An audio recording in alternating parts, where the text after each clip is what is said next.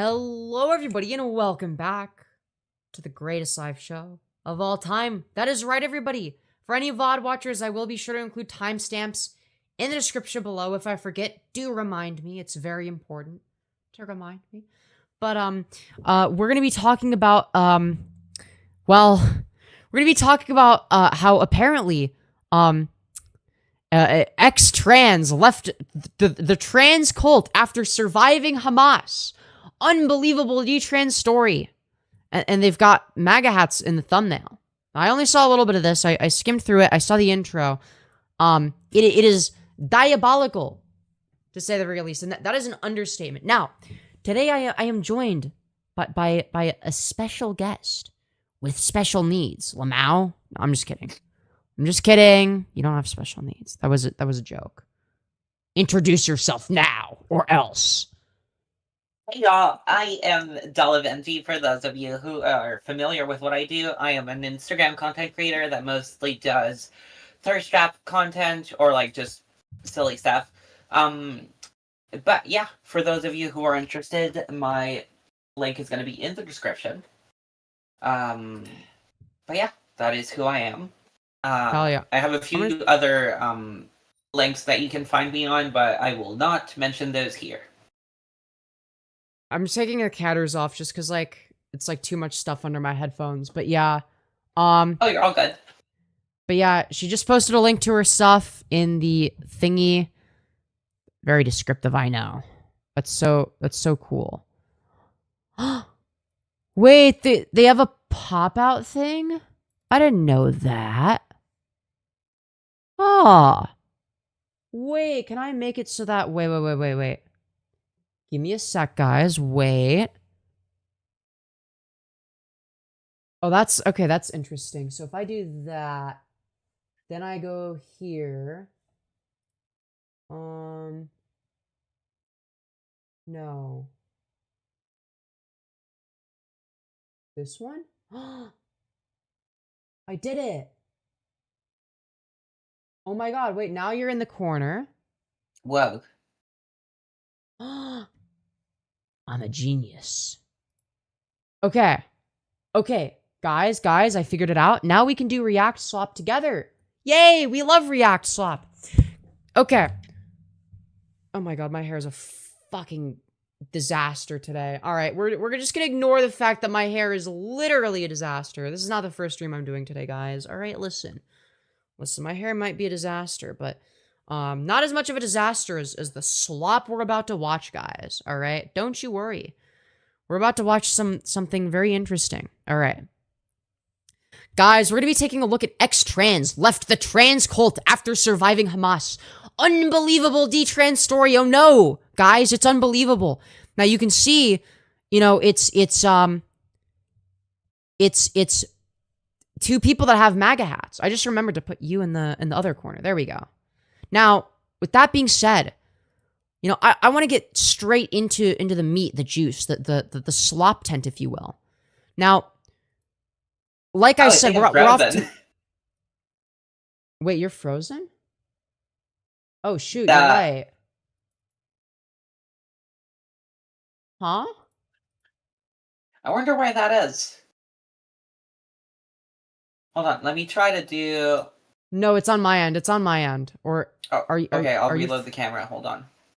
No, it's fine. It's fine on your end. You're not... There's nothing wrong on your end. Maybe if I do... Nope. Not that button. Oh, I see what I'm doing wrong. Okay. So anytime I switch to this... Okay. Oh, why is that? Okay, how do I fix that?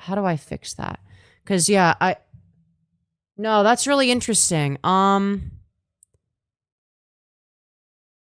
Is there a way to make it, like, not broken? Wait, let me try something. Guys.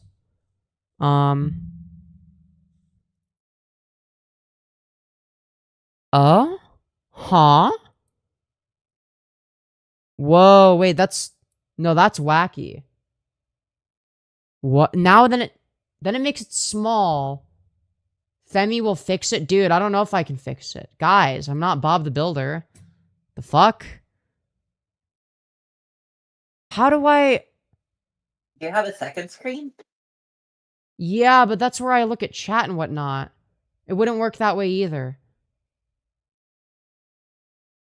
So, as soon as I mean, I could try... Yeah, excuse me.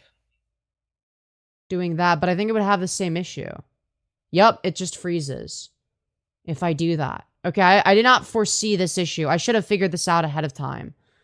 Worst case scenario, what you could do... Oh, I don't seem to be frozen anymore. No, you are. It's delayed on your end.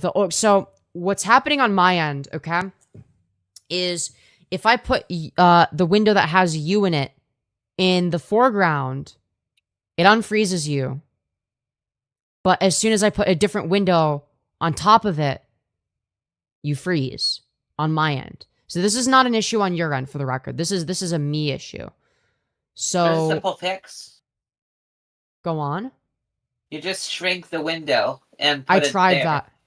I tried that, but then it shrinks it in the other thing, and here, wait. I could try. I'm curious. Wait, so if I can move anywhere, basically. But if I put it... Oh, but then if I play the video, then Yo, then Laura, you'll be cheers. frozen again. So I can't do that.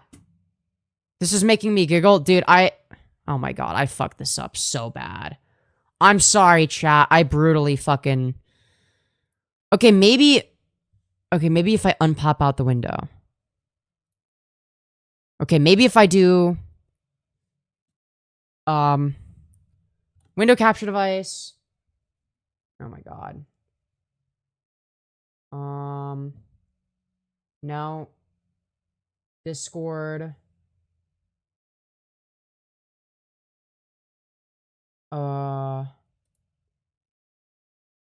This.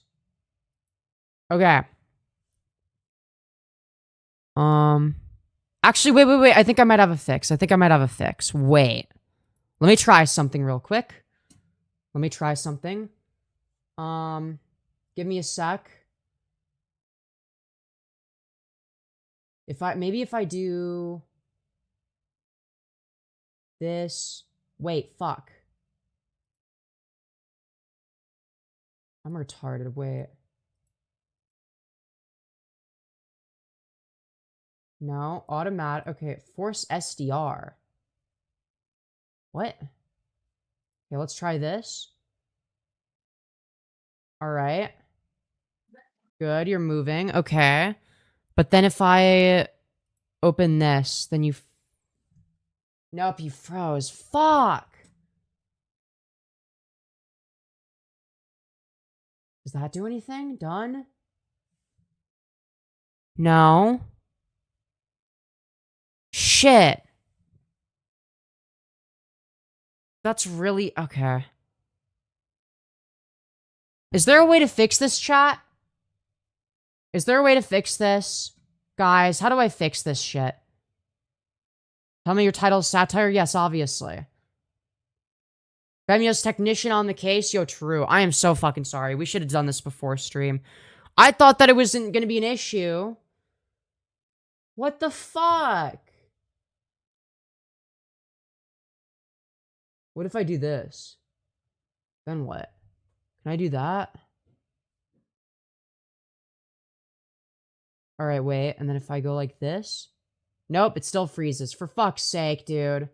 So, my question actually, what if you take the little call window and you shrink it and put it in front of there?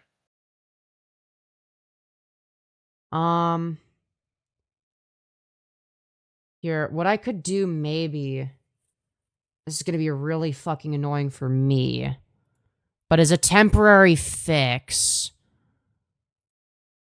I could maybe... Oh, nice. no. Seltzer. Stop. No. Okay. We're gonna move this over... where the fuck do I put this? I have nowhere to put this on my...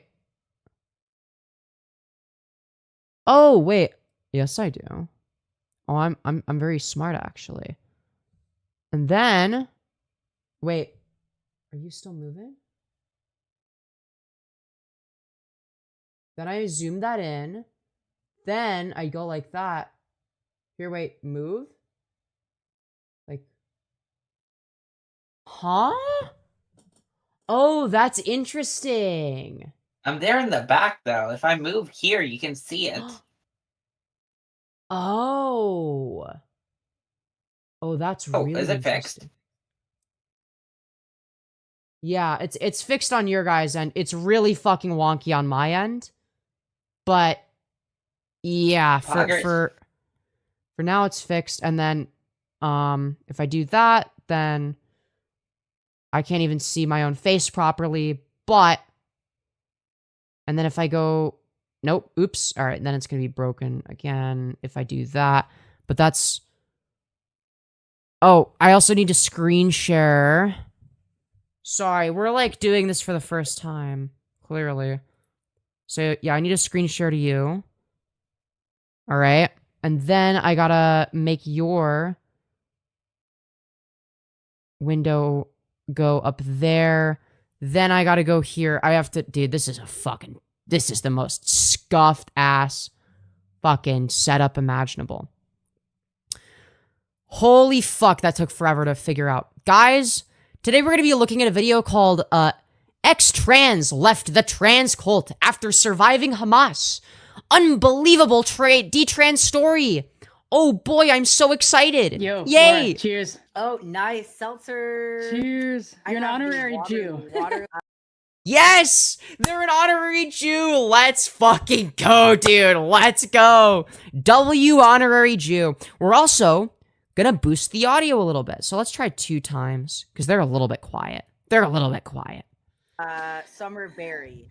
This, I've got the lemon naturally essenced LaCroix water. I was just gonna say that, you know, we do this cheers thing, and you're an... So this is the intro. This is the part where we're like, you're supposed to make it enticing. You're supposed to entertain us, and you're doing whatever the fuck bullshit this honorary is. Jew, the seltzer. Thank you. Yeah. I'm an honorary Jew, guys. Let's fucking go. Honorarily genocided. It was an honor killing. Ooh, that's a rough start right there. Ooh. This is fucking painful. What are your thoughts? What are your What's thoughts Maya on trying this? to do? Trying to start a fucking fire? Just like, were you raised by a fly, motherfucker? Like, what the fuck is that all about? No idea. No idea. Recording, actually. But hey, man, this is why we're here. So let me do a formal introduction. This is my dear friend, Maya Poet. She is a desister, detransitioner. Those are not the same thing. She's a desister. She never medically transitioned. Public intellectual. Yeah, known for being an intellectual powerhouse. Extraordinaire. And Yeah, because, you know, everyone that has a MAGA hat are known intellectuals. That's just facts. Yes, that's how you know that she is an absolute intellectual powerhouse. She's got a has an giga amazing brain. story. Yes, for sure, for sure. Absolute massive brain. She is one of the funkiest people I have ever met. So we're... That sounds like an insult. That sounds like an insult. How would you feel if I was on stream and was like, she's one of the funkiest people I've ever met? I'd low-key change perfumes. I'd be like, damn, it's probably the way I smell. Right? Like you're just like you're out here, you're inviting Maya Poet onto your shitty live show, and then it's like you're starting out by telling her that she smells bad. You know? Like, bro, dudes, like, first of all, here's my other fascist friend, but second of all, here's my fucking rancid fucking friend, Maya. Yes, like, exactly. Dude. Here's my fascist friend. By the way, they smell like fucking shit. They smell funky. They smell like fucking doo-doo water. Okay? They got that precedent, Cologne. Hell yeah, dude. We're going to get deep into her psyche. And so, Maya, if you want to just give a brief kind of 5-minute synopsis of your story, then we can start getting into the. Yeah, sure. So for those who haven't already heard my story, I started trans-identifying when I was 12, in the year 2012. So I was really early to the game. I was an early adopter. Did you transition, But though? unlike being able to predict the stock market and acting on it and having The stock market. We're comparing this to the stock market. How is it similar? You're like, oops, I lost money in the fucking testosterone. Yeah, like, what are we saying? What are we fucking saying, dude?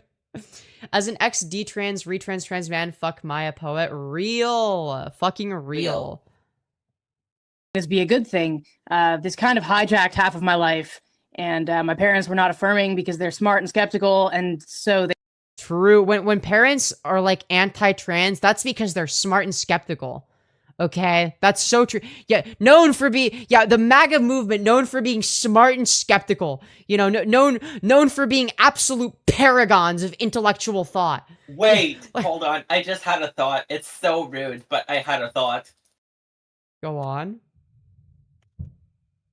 Go on.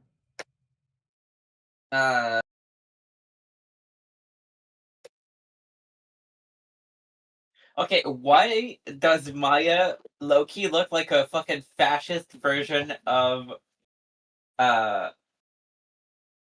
hold on. I'll do screen capture. I don't know if I'd be able to show. I might be able to show it on screen. If you show it. If you show it, that is. they kind of sent me abroad to study abroad for college when I was like 20. I was sent abroad to a non-Western country. Oh my god, guys, did they get sent to Israel? Let's fucking go. Woo! Glory to Israel. We love Israel, guys. This live stream is sponsored by Benjamin Netanyahu himself. Let's fucking go, dude. Also, let me know when you send the thing. Let me know when you send I sent it via the Femyoz live group chat. global Okay, chat. okay. All right. Bet. Let me take a look.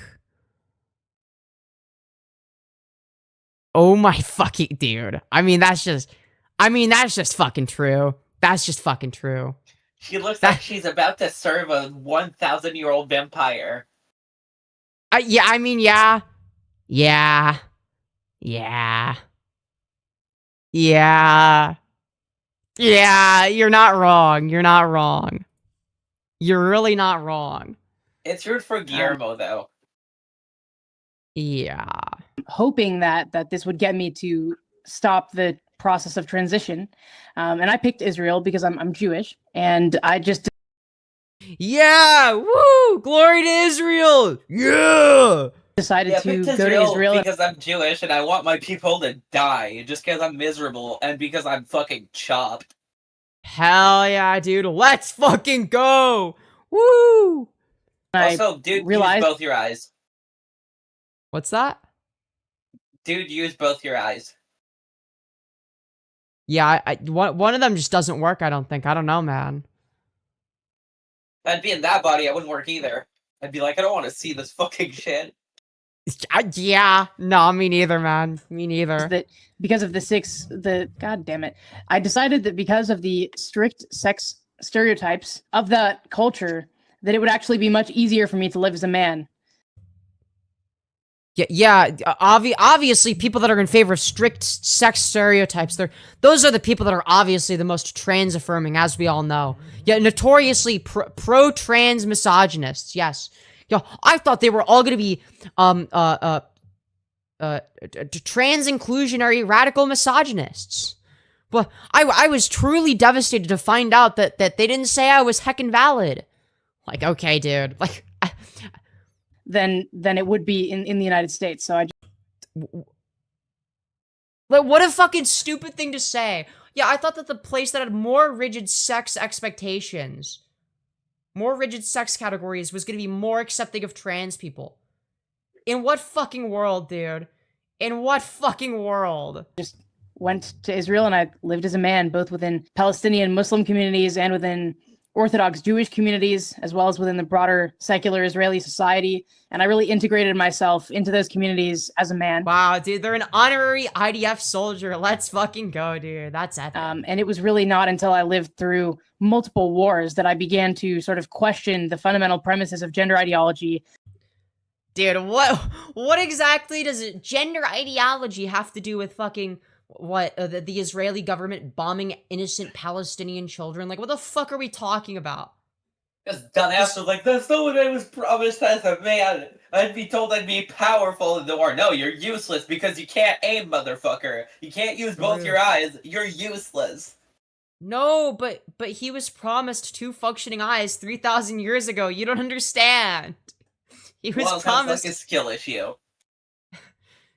And that eventually catalyzed in me, like, stopping the transition process and returning to reality after this horrible ideology had hijacked half of my life. I'd love to know how it hijacked their life. And now I'm speaking with you today. Yes, and so we're going to get into some of that, but let's start where our relationship began, which is what... Yo, are they like dating?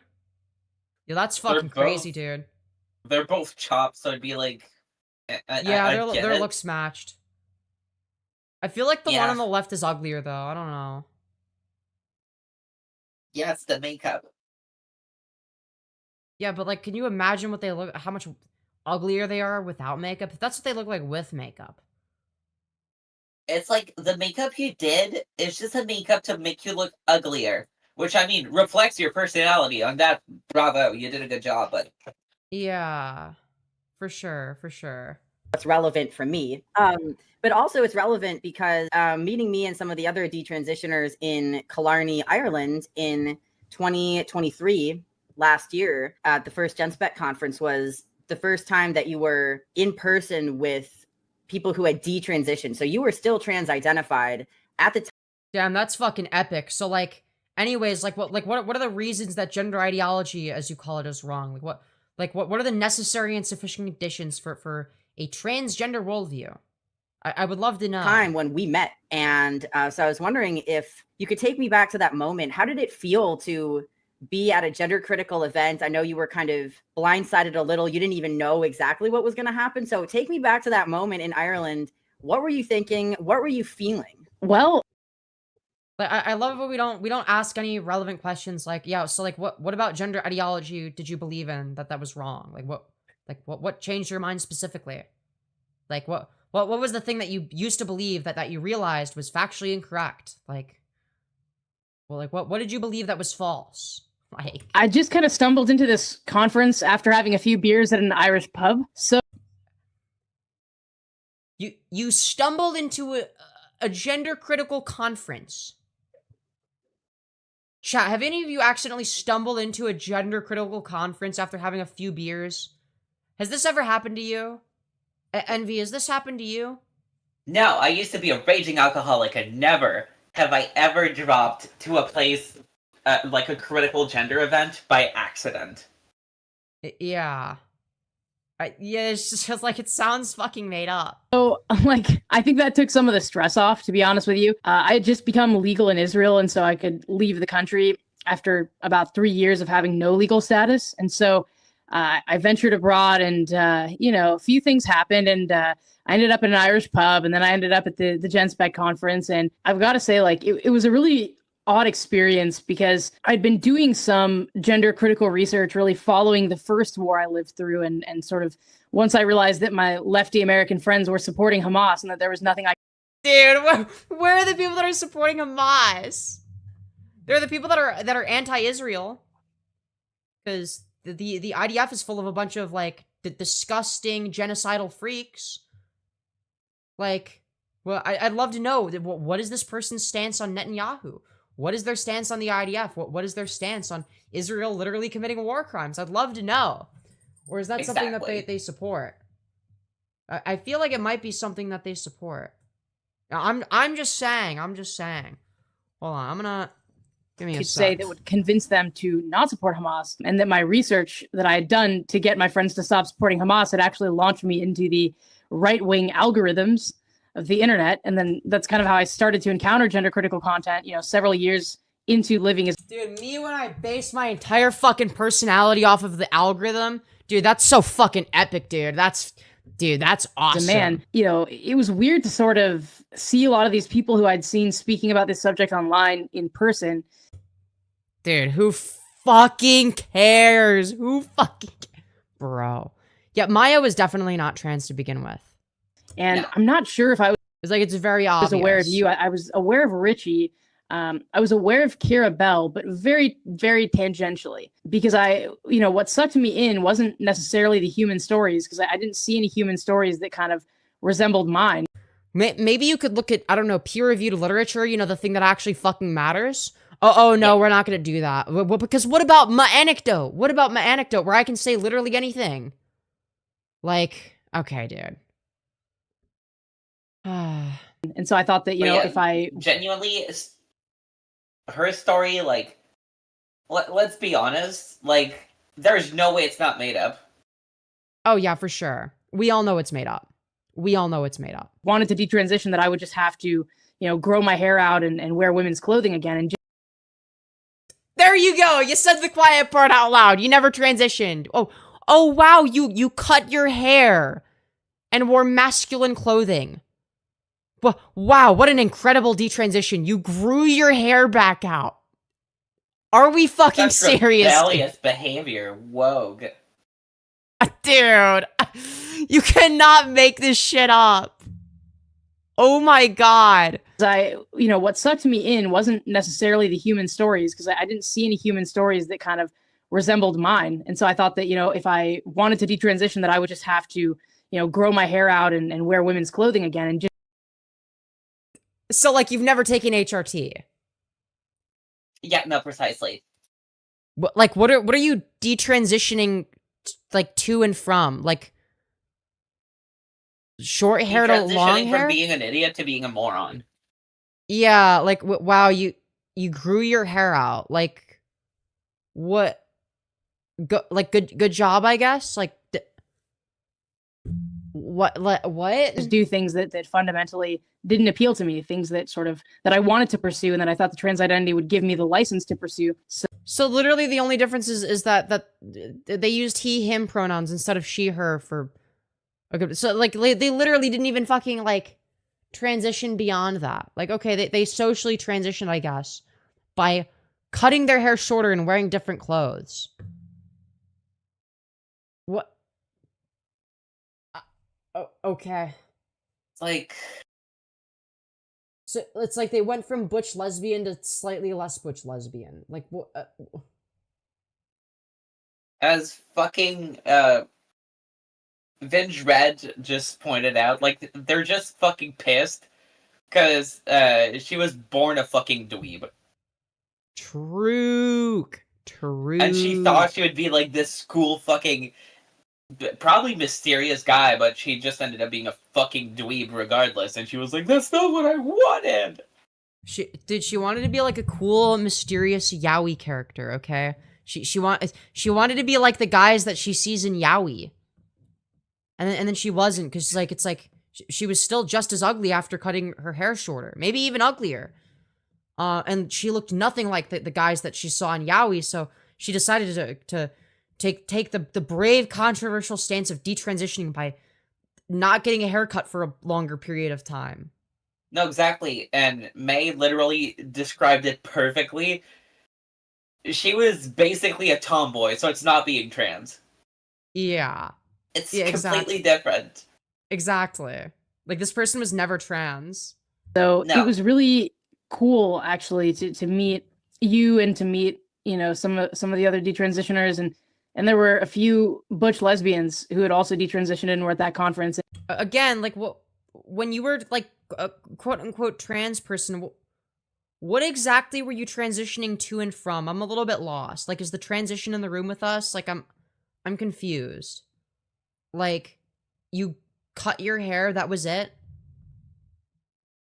Like, before I transitioned, I always got, like, haircuts. Like, was I transitioning? Was I female to male every single time? I mean, according to Maya, you were.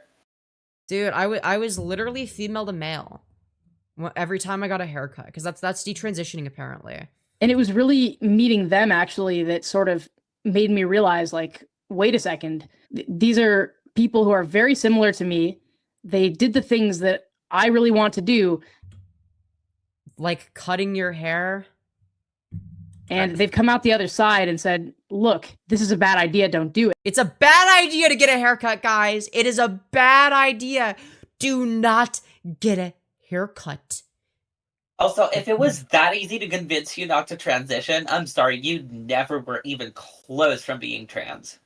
Right? Exactly. This is not a trans person. This never was a trans person. This is I like got an friends who cis woman. detransitioned. I'm Dude. still a woman. That part hasn't changed. It's like what did we go to? It's like, okay, so you were like a fucking they fab for like 10 years and you had shorter hair. And then you decided that being a they fab was cringe and not cool anymore. So then it's like, okay, great. And there was something poignant, you know, in that for me. And what was the poignancy? Was it seeing other women? Because you didn't mention this in your synopsis, but you had been confused about being a lesbian your whole life, and you didn't. What? I was confused about being a lesbian, so I transitioned? Huh? Know exactly what that was for a long time as a kid and when you first started going through puberty. But then by the time you were identifying as trans and living in Israel, you had awareness of butch lesbians. I know you had read Stone Butch Blues by then. So how was the experience of meeting other stone butch women, even though you were avoiding that acceptance at the time? Yeah, it was, you know, it was kind of surreal because I had met some masculine lesbians, or not even necessarily met, but I had encountered masculine lesbians. So you mean you met them? Like, what the fuck? What? And most of them just like, I mean, there was not really one that I had a particularly kind of strong relationship with. And most of the Dude, we're just saying a lot of nothing. Lesbians that were at my synagogue at the time. Yeah, guys, the IDF gave them their genitals back, okay, guys? Don't worry. They all just like affirmed the trans identity. So like the only people who are kind of telling me that this entire self-perception is based on a stack of lies were really my parents. And what teenager or young adult actually wants to listen to what their parents have to say? Well, clearly you did. Like part of the individuation process is not listening to what your parents have to say. And so there was really no. So like, what are you saying that you like LARPed as a trans person out of contrarianism? Is that the argument here? Transgender people bad because when I was a kid, I was trans out of contrarianism. What? Being trans out of spite is so fucking ridiculous. It's just like, my parents told me I can't be trans, and even if I'm not trans, I'm gonna do it just to piss them off. Like, dude, if you don't want to transition in the first place, just don't fucking do it. Right? Somebody from the outside who is kind of, you know, trying to get me to question why it is that I came to this conclusion about myself, that I really am a guy, or that I should. You know, maybe, fuck, I always, like, for the longest time, I fucking hated, like, the term transgender, because, like, it was used to, like, be very, like, it was used to gatekeep people from the trans community, but, like, I don't know, seeing people like this makes me think, you know, like, this person was obviously never trans, you know, but, like, also at the same time, it's like, why would someone want, like, who the fuck wants to be trans? Like, I don't understand. I don't know, man. Should have been born a guy. Like, nobody really asked me very critical questions about it, except for the people. What questions specifically? Why it is that I came to this conclusion about myself, that I really am a guy, or that I should. You didn't ask yourself those questions? You're like not sentient enough for that? Should have been born a guy. Like, nobody really asked me very critical questions about it. Very critical questions like, why are you doing this? You never asked yourself that? Because for the rest of us, I don't know, Walter. I just decided to do it. Yeah, for the rest of us, we don't need other people to ask us those questions because we're sentient enough to ask ourselves these questions at some point. When It's like, kind of the whole for me- fucking point. yeah. It's like, well, for me, it's because it's the only way, it's the only mechanism through which I can mitigate dysphoria, right? That's me, personally. But, like, except for the people who, from a developmental perspective, I was not even remotely inclined to listen to. So it was really interesting to actually meet, you know, young lesbians my age who had medicalized, who had gone down the path that I had put my entire life on hold in order to pursue. Like, I didn't plan my future beyond transition. I just thought my future starts when I get to transition, because there are so many sort of practical and logistical problems with, you know, when you go to the Middle East and you just show up and why the fuck are you going to the Middle East as a trans? What the fuck are you doing? It's like the worst Why? place to go. It's like being like, you know what? I'm trans. I'm gonna go to the USA on purpose. Bad move. Dude, I'm gonna go. Just I'm gonna straight go to up I'm gonna bad go to move. North Korea as a trans person and cross my fingers and hope for the best. Hopefully they'll be accepting of trans men in North Korea. Fucking Maybe. free Turkey and Russia gone wrong. Yeah. everybody thinks you're a guy and then you go along with it because that's Girl, I don't think anyone thought you were a guy. Like, you said that you looked the same, but No. like with more masculine clothing and shorter hair. Like, this is just a lie. Like, I'm sorry, but like, no one was thinking you were a guy.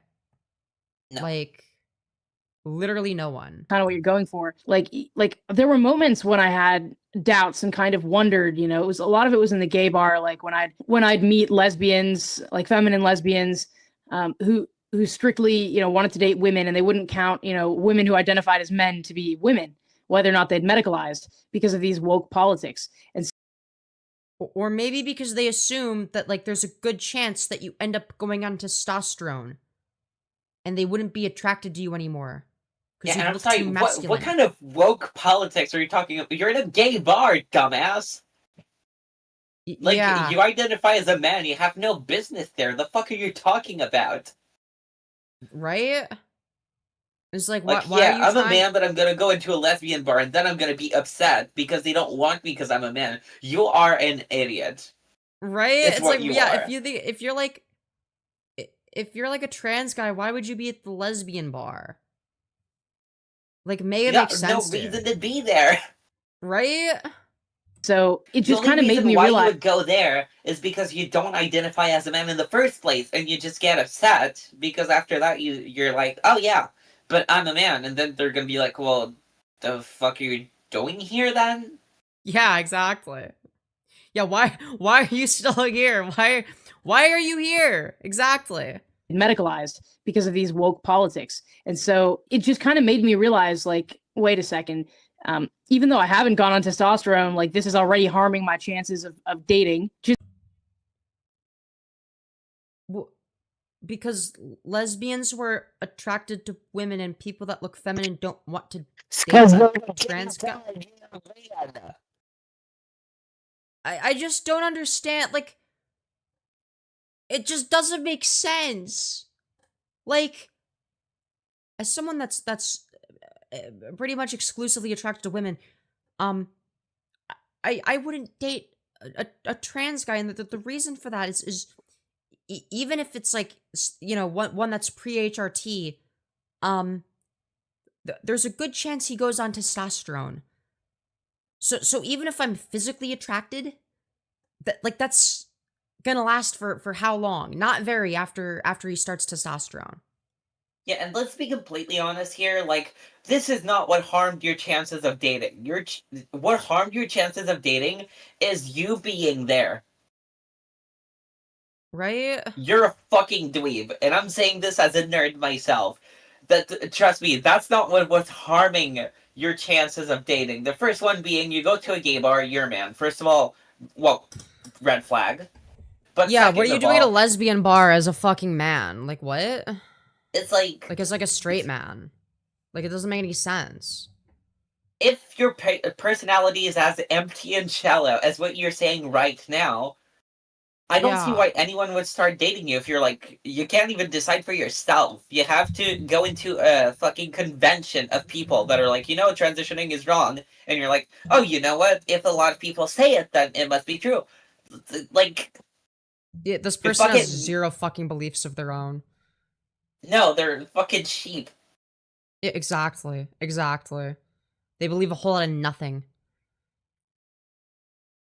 Just because of the sort of Yep, I want to date a trans man because I'd be attracted to his feminine features. Like, I'd be attracted to the parts of himself that he probably wants to get rid of. Yeah, exactly. Like, the parts that you'd be attracted to are going away. Like, those aren't there to stay. Like, okay, sure, if it's like a one-night stand, then yeah, fine, whatever. I could get that. I could get behind that. But, like, anything more than a one-night stand, it's like, no, I'm not going to develop an emotional attachment to, like, it's like, I don't know, dude.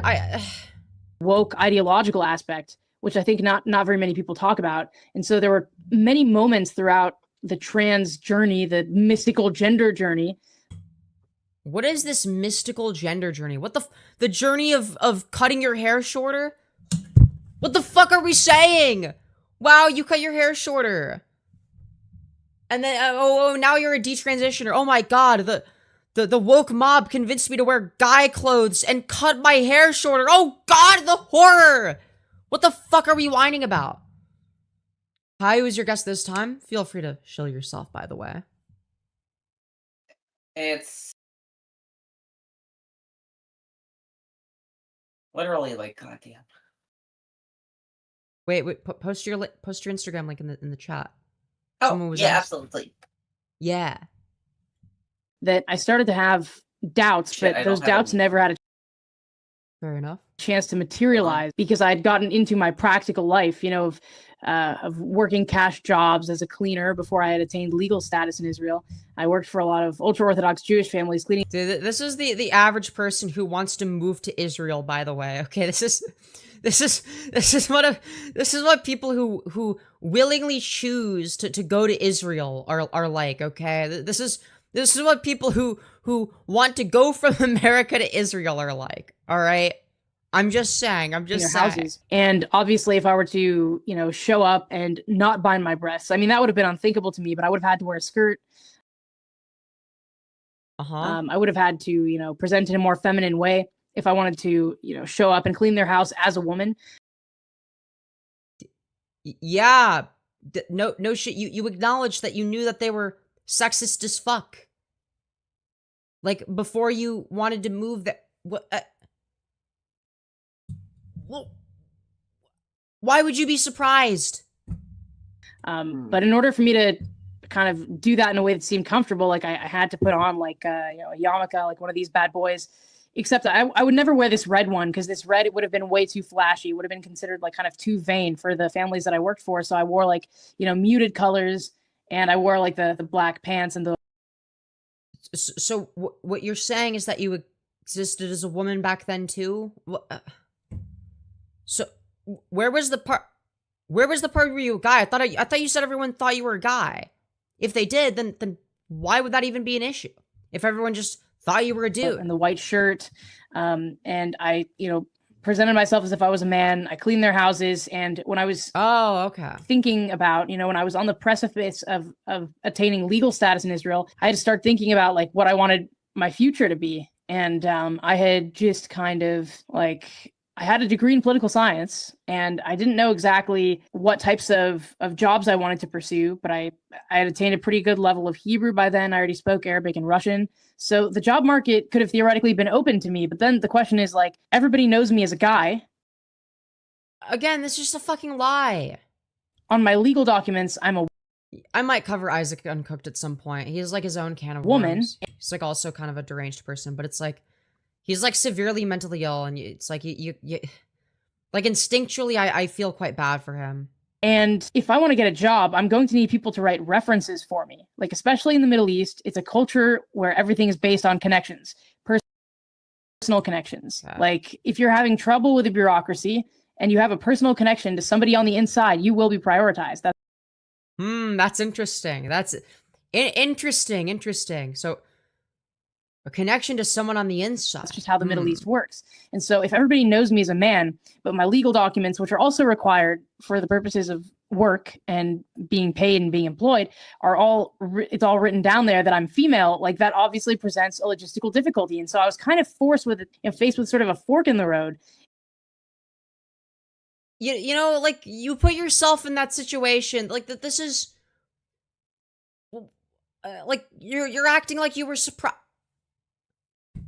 There, this has to be made up. There's no way someone was actually this stupid. Oh yeah, I'm gonna move to Israel as a trans person. I'm sure they're so accepting of us over there. And I had to think about my future a little bit more critically. And I just thought, well, you know, I'm not going to change my legal documents until I, you know, quote unquote, look like a man. Why? And even though I already passed, albeit as a very young guy. Yeah, right. Yeah, fucking how? Like, do you look any different now? Oh, your hair is, like, slightly longer now. What? Okay, alright. Like, it's just like... Oh, I'm not going to change my legal documents until I, you know, quote unquote, look like a man. If you don't look like a man... is short right now, does it mean you're actively transitioning based on your own fucking description? I guess they need a buzz cut for that, maybe? I don't fucking know, dude. But it's like they just admit right here. Listen to this very carefully. I'm not going to change my legal documents until I, you know, quote unquote, look like a man. So that you acknowledge you didn't look like a man. You looked like a woman then. Like the literal opposite of what you just said a second ago. And even though I already passed, albeit... How could you pass as a man if you don't look like one? That makes literally no fucking sense. Yeah, it is contradictory as fuck. Yeah, that makes no sense. As a very young guy, a young boy, maybe a teenager in Israel, just kind of automatically, like, there were so many calculations. So did you look like a man or not? Which one is it? It can't be both. It's literally Schrodinger's gender, okay? This is fucking horrific. That I had You to do open the box, you find out. Yup. You know, and I just thought, look, like, if I am going to pursue this path of transition, I'm going to need to change my legal documents. Yeah. I'm going to need to get an updated picture for my ID. So, like, if I go on testosterone, that's going to change my appearance radically. So I should wait for that. Why, though? Why? Like, people look different as they age. Like... to happen before I change the picture and then before I change the ID so that the whole story matches up. Like, that's... No, this actually doesn't add up. This actually makes no fucking sense. But No, what, you could just be like... You could just do the picture now. And then later, when they're like, oh, you look different. You could be like, yeah, because I was younger. No shit. Yeah, I went through male puberty. I went through some amount of male puberty after that was taken. No shit, I look different. If someone was willing to ask a question that's stupid for the record, which nobody fucking would, people would just be like, yeah, no shit, they looked different as a teenager than they do in their fucking 20s. Yeah, no shit. Sort of how I was thinking about it. And so when I ended up in Ireland, you know, it was sort of, I think I'd already lived through one war in Israel. I think I might have even lived through the second war by then. Yeah, I'd lived through the second war by then. It was like a little mini war, kind of a little blip on the timeline. And through the process of war, I was kind of forced to begin to question the narratives of trans ideology because again, as I said previously, you know, the internet searches for kind of anti-Hamas media that I had used to construct well-researched, thorough. What is anti-Hamas media? What do we mean by that? I'm curious. Where are these people supporting Hamas? Where are they? Because I haven't really seen anyone supporting Hamas. Yeah, me neither. Yeah, like, where the fuck is this happening? Good arguments to convince my friends to stop supporting terrorists that had launched me into the... Dude. It's fucking Ethan Klein on steroids. It's Ethan Klein on steroids. I'm sorry. Whole internet realm of right-wing culture war content. And so I'd begun to question this whole kind of gender ideology nonsense, but... Right. And like intellectually, I'd started to realize that there's something off here. But at the time that I met... So basically, you realized fuck all, you just had a feeling that that's not intellectual in the slightest. That is the literal opposite of intellectualism. I'm losing so many brain cells, man. It's like, what kind of internet article did you find? Are you referencing just a fucking Facebook post and you're like, oh my god, it's on Facebook, it must be true. So Morty Mary asks, y'all seem to believe that non-passing formerly trans people were never trans. I would like to ask why. That's actually not the position that either of us stated. Okay. No. The reason that I'm saying that she was never trans is because her story doesn't make any fucking sense. She's obviously lying. Like, she's obviously full of shit. And you know she's full of shit because she's like, oh yeah, I passed perfectly as a guy because I was wearing more masculine clothing and had shorter hair. It's like, she has shorter hair right now and is not wearing, like, is wearing, I guess, androgynous clothing. And she looks like a woman. Like, what? You and the other detransitioners in Killarney, I was under the full impression that where I belonged was really in like the true transsexual camp. But like, I knew. Really? That, you know, at that point, I knew that sex was unchangeable. And so I was like, well, what the hell do I do here? What do we mean by sex? What do we mean by sex? Because if you mean like an accumulation of physiological characteristics, you realize that the categories themselves are social, right? That the categories themselves don't exist independent of our conception of them. Like there aren't two discrete categories. That's not a thing that exists in nature. We made that the fuck up. Like, we created those categories based on pattern recognition, based on sort of clusters of physiological sex characteristics that are associated with other physiological sex characteristics. But there's a reason why there's a bimodal distribution of that, right? Like, there's a reason for that. But like, to claim that your conception of something is biological in of itself is a misnomer. Like it's just like a incredibly stupid argument. It was a fork in the road. And so I think that meeting you and meeting the butch lesbians and the other detransitioners really just like kind of helped nudge me off of maybe one of the forks in the road and sort of put me maybe squarely, or not squarely, but maybe at a meeting you guys kind of helped align me more towards like a reality-based understanding of what was actually going on. Yeah, I mean, then Wow, that's like a whole lot of nothing. They helped me meet the reality of maybe potentially understanding what's going on. What the fuck is that supposed to mean? Like, sex is changeable. I did it. Well, some physiological characteristics that would be considered sex characteristics would be changeable. Like, but again, it depends on what you mean by sex. Like, what do we mean by that? Like, what is this a conception of? that's the thing. Like, until Because for the longest time, I was in the camp of like, like sex is the biological categorization and gender is the other. But again, that's a misconception. The way in which we categorize things isn't biological. That's not a thing. Categories aren't biological. They're conceptual. unless someone is mirrored by another that's actually like them, they're not going to understand reality. Like, I didn't encounter androgynous, quirky, autistic type girls, Dude, you cannot make this shit up. until I met other detransitioners as well.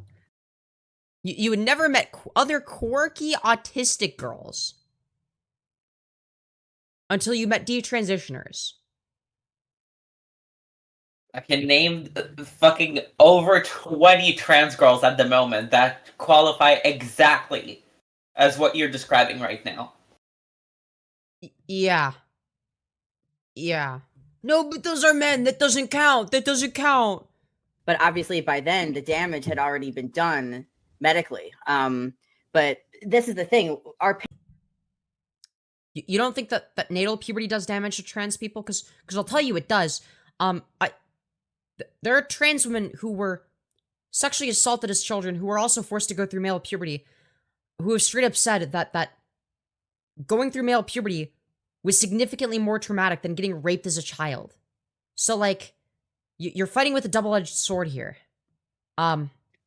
Because you're right, that the ramifications of going through the wrong puberty are very severe, which is why it's necessary for trans kids to have access to puberty blockers and HRT after 2 years of puberty blockers. Like, it's very fucking simple. Parents model so much to us, and they are our, gods and goddesses, so to speak. But then once we get to the individuation process, it's like, yeah, no, like, it's like, since fucking when? Like, are you talking Parents about are like far from gods. They're just kids that grew up. well, I think that they're saying that like that's how kids conceptualize them, but that's not true either. Like, unless you're talking about like a 4-year-old, in which case, yeah, maybe.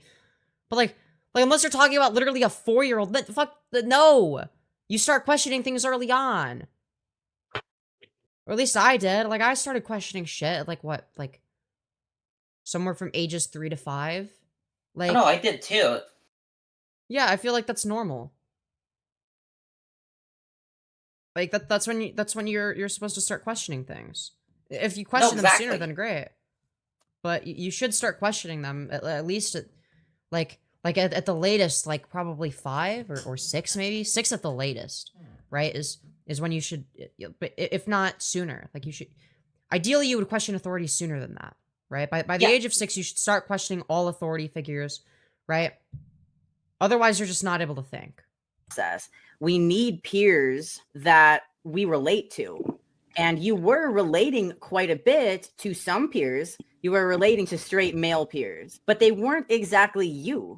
And wow, it's almost like not everyone is exactly the fucking same. Holy shit, that's crazy. It took you, it seems, meet detransitioners that were lesbians to finally say, oh, I'm actually closer aligned to these people. So it's literally just about being a part of an in-group. That's all this is. This has nothing to do with like an individual identity. This is just, I want to be a part of an in-group of people that like me.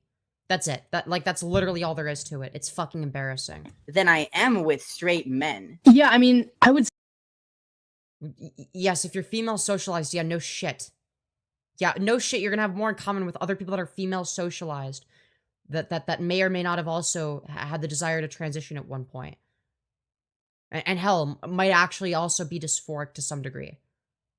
Like, say that it wasn't quite that, although your assumptions are true. I would say that for me, it wasn't necessarily about like identity alignment or about comparing and contrasting, these lesbians who I'd just met to, straight men who were friends of mine who I had known for years. It was more just that I realized that transition is, being trans is not something that somebody is. It's something that some people do. No, you're conflating a transgender identity with transitioning, which is really bad coming from you, that the person whose transition consisted of cutting their hair and wearing different clothes. Is that really the route you want to go down? Like, and some people do it, and I guess while they're doing it, you can call them trans, but then they stop doing it, and then they're left with all of these permanent consequences. I mean, hell. Like what, you cutting your hair shorter? That's permanent? Does your hair not grow anymore? Is that why it's still short? Even people who start transitioning and then stay transitioned and then suffer nearly fatal health consequences as a result of the statistical likelihood of this being what exactly? Transition. Still, like if they've gone to a certain level of transition, if they've medicalized to a certain extent, it's actually less likely for them to say, oh, I regret it. It's more. So what you're saying is that the regret rate is low. More likely for them to say, this is just a blip in the road. This happened. So you have decided for them that it's more than just a blip in the road, and that they regret it, or that they ought regret it, because you regretted it. But what? At this point, like wanting to push people to detransition because of the potential risk of detransitioning, even if the statistics are very low, is the same thing as banning forks because some people shove them in toasters. Wait, you're not in favor of banning forks? What if someone shoves it in a toaster and dies? Forks are dangerous, It's not my fucking problem. Happened. I'm still happy with where I am because, regret is one of those catastrophic psychological states that somebody will do basically everything possible in their power to avoid feeling it. Or maybe they just don't regret it, despite complications.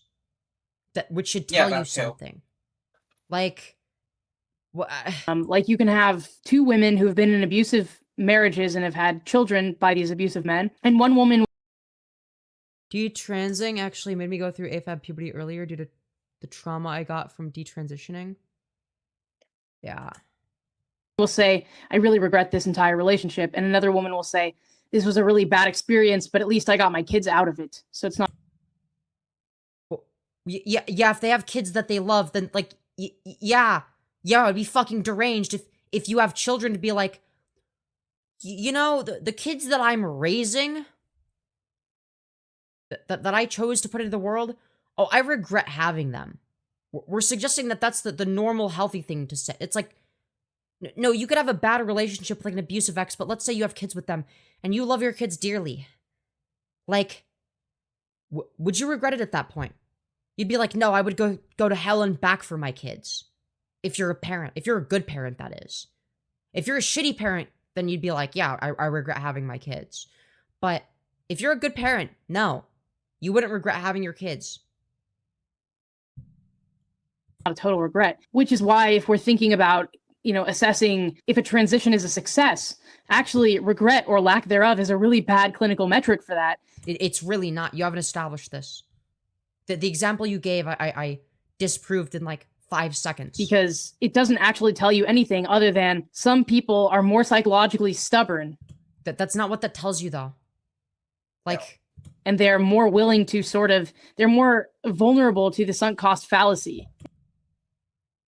Says the person who literally entered a fucking convention of people that were like, yeah, no, we don't agree. And you were like, okay. Yeah, like, how is that a sunk... I also don't understand how not regretting transition is a sunk cost fallacy. Like, it's like, no, that you have no reason to believe this. Like, what metric are we meant to use here? And like, to kind of being, once they find themselves, you know, let's take the metaphor of like quicksand, right? Like, So notice how, like, they're not able to address the actual thing being talked about. Let's find, like, another shitty analogy. Okay. It's either going to be something where it's, like, they're wrong about the analogy itself or the analogy isn't analogous. You step into quicksand and you don't realize that it's actually going to take you down as quickly as it does. Why are you stepping in quicksand? There are some people who kind of, like, they step into the quicksand because they think it'll be fun. Fucking who? I think it'll be, like, a novel experience. God, dude, I'm gonna step into the quicksand as a novel experience. Great fucking... Okay, dude. Whatever, Honestly, right? at this point, if you step in quicksand just for the fuck of it, like, natural selection. Yeah, no, literally. And then they just start sinking down, down, down. Now, some people, based on maybe their body weight and their height... But you're presupposing that, like... Based on this analogy, you're presupposing that the transitioning is like quicksand. There's a guaranteed negative outcome there. So again, it's disanalogous. You haven't even finished the analogy and I already found the symmetry breaker. Like, this is a fucking embarrassing display from Maya's end. Will sink way quicker than other people. But the trajectory of stepping into quicksand is, at the end of the day, that you will be subsumed by the quicksand. And there are some people... You're presupposing an outcome. You're presupposing a negative outcome. But again, how would you measure that? It's like, if they step into the quicksand thinking they'd be able to get out of it and then they're not able to get out of it, yeah, they'd probably regret it. And they'd probably say as much. Who try to fight it more. Plus, and there are some people who will try to dig... Your experience is not absolute. Like, people are different at the end of the day. And, like, just because you are part of a minority that detransitioned, because you were never trans to begin with. True. It's like, at this point, you're just projecting your own failures onto other people, and you're pretending to be a fucking authority on the topic when in reality you didn't do shit about it. Yeah, no, definitely not. Definitely not. Quicksand. And there are some people who try to fight it more, and there are some people who will try to dig themselves out, whereas there are some people, you know, who will just, once they've stepped on the quicksand, you know, it's kind of moving slowly, slowly, slowly. And even if they just drop really quickly into the sand, they're just going to be like, well, I'm stuck here. What's the point in pulling myself out? Like, I can't... Yeah, but they'd probably regret it. But like, they'd be like, yeah, okay, there's nothing I can do. But they would still regret it because it was a bad decision. So even in your shitty analogy, it doesn't make any fucking sense. Even pull myself out. Like, what is there? How could I even come back from this? You know, I feel like it's probably a pretty bad metaphor, but... No fucking shit. No shit. You think it's a bad metaphor? No, really. At least in my head, it kind No. of makes sense. But oh, don't worry, guys. I know it's like a really dog shit analogy, but thankfully, it makes sense in their head, so it's good. Okay, don't worry, it makes sense in their head. Okay, don't question it. It makes sense. It makes sense, guys. Okay. I think that actually maps onto Also misunderstanding how fucking quicksand works. Yep. my recent presentation that I gave at GenSpect about how detransition is a grief process, Dude, because that What? it's a grief, bro. They're talking about it like they like their fucking family died in the Holocaust. Like, what the fuck? What are we saying? Have you tried moving the fuck on? Yeah, Like, dude. for most times when you detransition, especially in both their cases, I can tell they have done no testosterone. What is there to mourn? Exactly. Your own intellect? Because you're like, oh, I thought I was right, but I was not. It's called making mistakes, dumbass. Yeah, the mistake of cutting their hair shorter, I guess. Detrans, FTMT, cishun, many such cases. Yo, true. The person on the left is a cishun, for sure. what you're describing is the stage of bargaining. Like, we could look at grief and like we could Dude, it's like the stage of bargaining, look guys. at regret as a form of grief. Some Dude, what the fuck are we people saying? get stuck in certain stages. Like, you do realize that the regret rate is like 0.3% for a reason, right? But you can actually look at the reasons as to why people detransition, right? It usually has to do with not being accepted by their family, but by their friends, by the people around them, not being able to afford necessary medical care. Like, so you're the one that's in favor of conflating variables here, not me, not anyone that brings up the regret rate. Like, this is a piss poor argument. Like, if they're in the bargaining stage of grief or regret, that's where they're making those kind of trade-off situations where rational thinking is starting to come in, but there's still emotional blocks because it's so painful. Says the person who is like, your parents are gods. Like, what kind of rational thinking are you talking about? You're incapable of having it yourself. True. So that's what I categorize as a I'm one of those people who retransitioned. Yeah, like what they're failing to mention is like, okay, there's also a lot of detransitioners who retransition. Mind you, detransitioners are 1 to 3% of people that medically transition, I think. If I'm not mistaken. That number could be wrong. It's not any higher than that though. I can assure bargaining you. stage where someone is, in the quicksand of transition and they're saying, "Oh, well, Quicksand of dude, transitioning is just like stepping in quicksand apparently. well, it saved my life. Like, I would Yes, it has. I would not be here if. It is a piss poor, like you said it earlier, it is a literal piss poor analogy. Because, like, at one point, is stepping in, like, quicksand saving your life? There is no scenario in which fucking jumping in quicksand, it's like... Well, no, in Star Wars Episode 9, the Rise of Skywalker, when they fell into quicksand, there was actually the cave thing underneath, in which they found the thingy-majigger that they used to locate the Wayfinder on the broken Death Star, in order to find Emperor Palpatine, who is there to create the Final Order.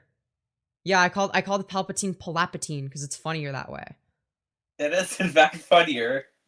No, because it reminds me of well, I started doing it because I heard someone else do it, and then I saw a tweet from Star Wars Theory complaining about Andor, the one good piece of Star Wars media, being like, the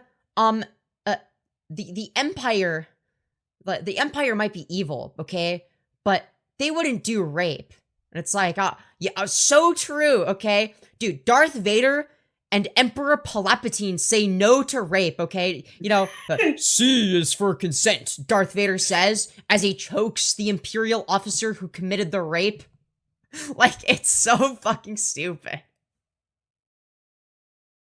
It was such a stupid controversy. Anyways.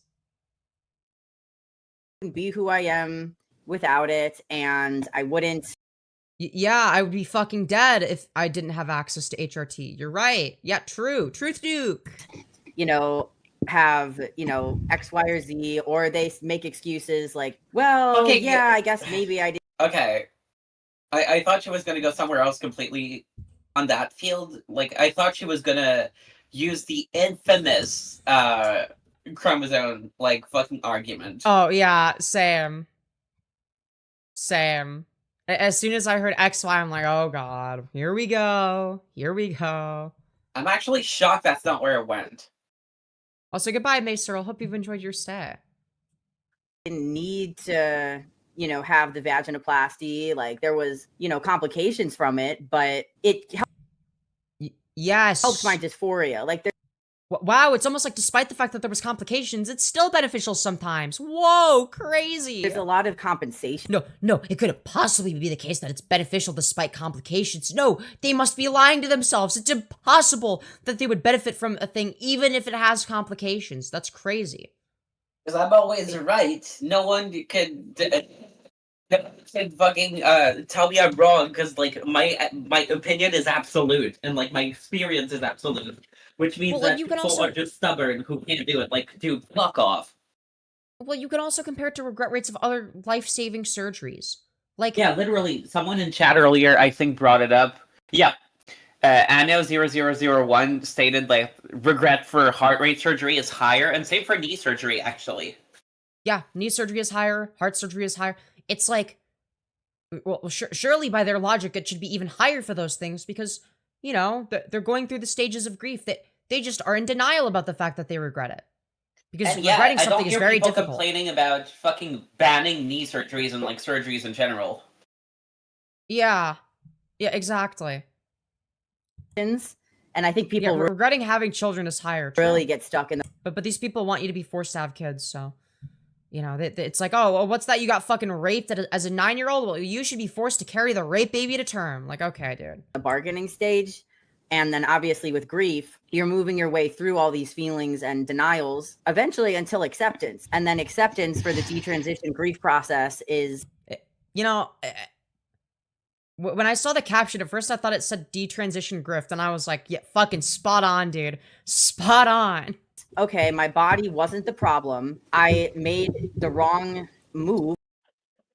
How would you even know that? Like, you didn't change your body at all. No.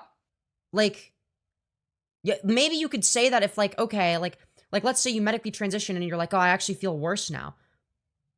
Fair enough. Then you'd be like, okay, my body was not the problem. Because now it's more of a problem than it was before. Fine. I would grant that.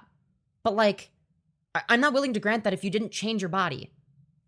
Well, to try and change it, but it happened, and I'm going to live with it. I'm going to survive through it, and I'm going to make plans for the future with the knowledge that I have now. So I actually think that's an apt metaphor, and I can see that in Ireland, meeting these other people, you saw, oh, these are people who accept that there was not only downsides to transitioning, but nobody is saying that transitioning is like an easy fucking process that, like, it's just like a breeze. You just fly through it. No one's saying this.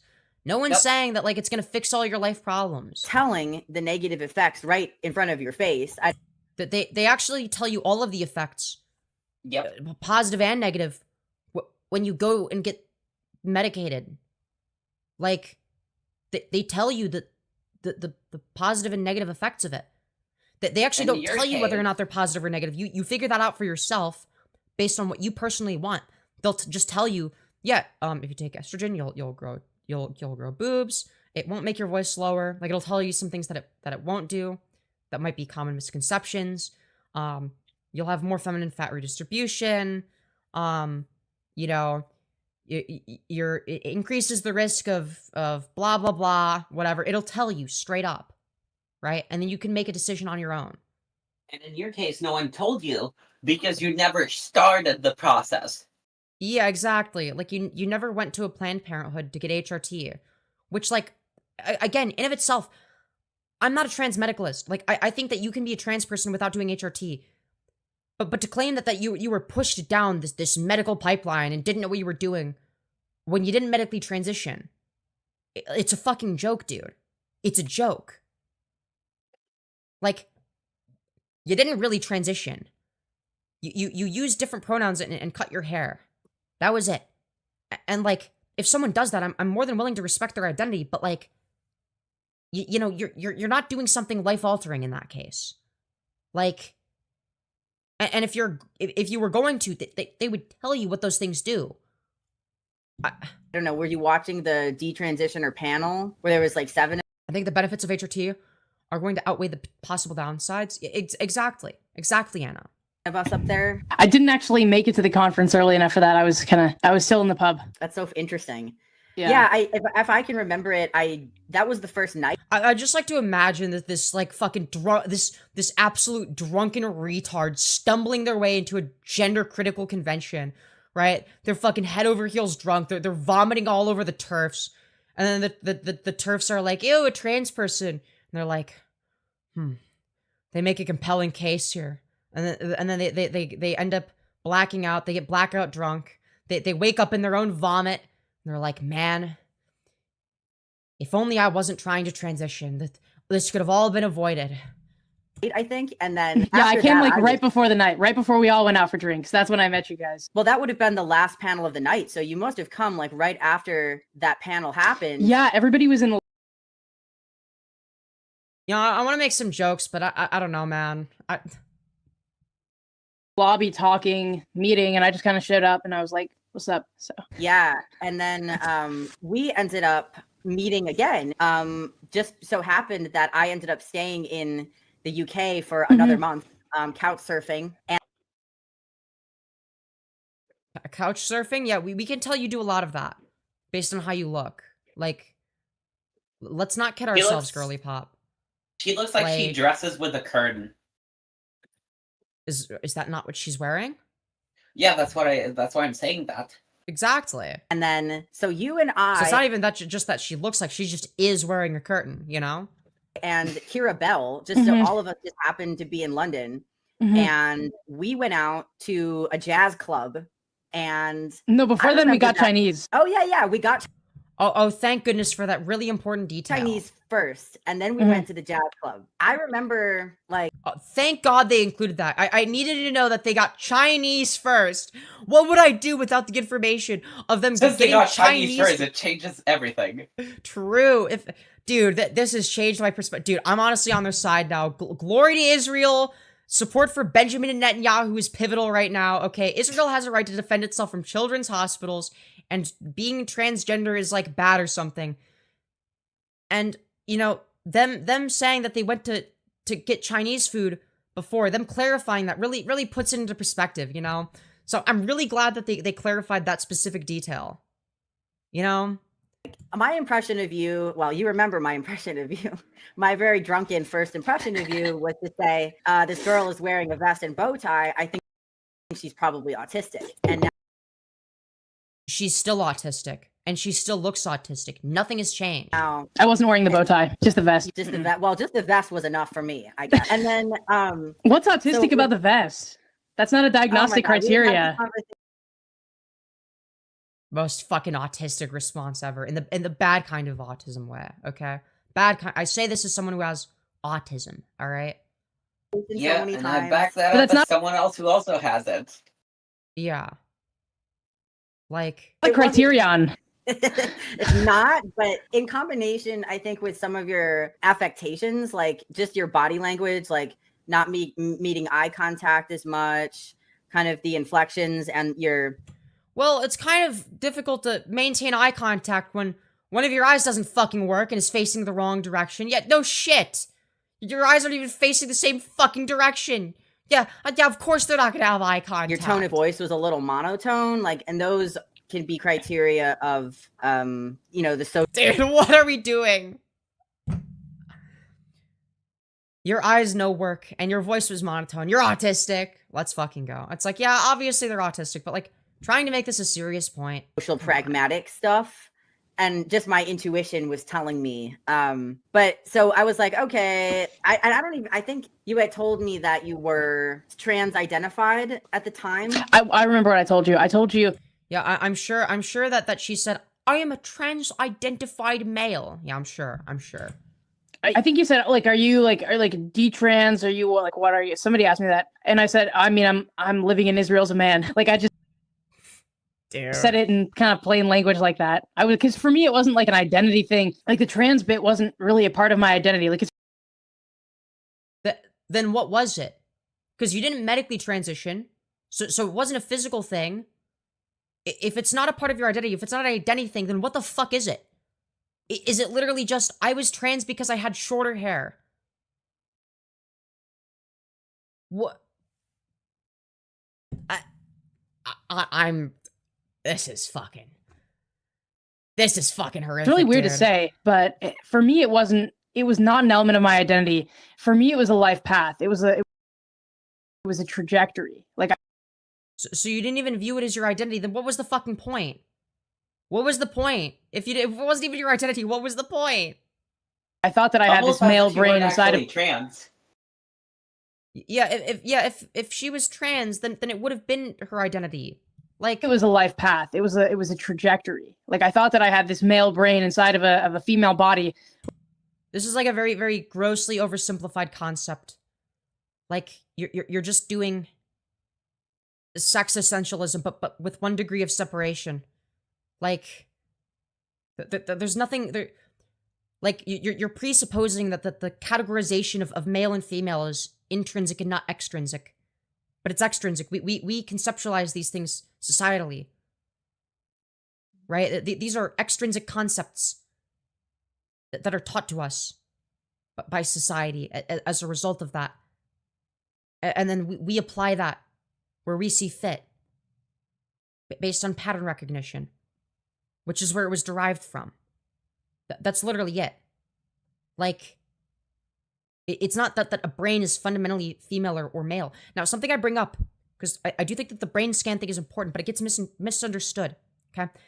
On average, the average woman of a trans woman before any medical intervention, right, is closer to that of a cis woman than that of a cis man before any HRT or anything like that, okay?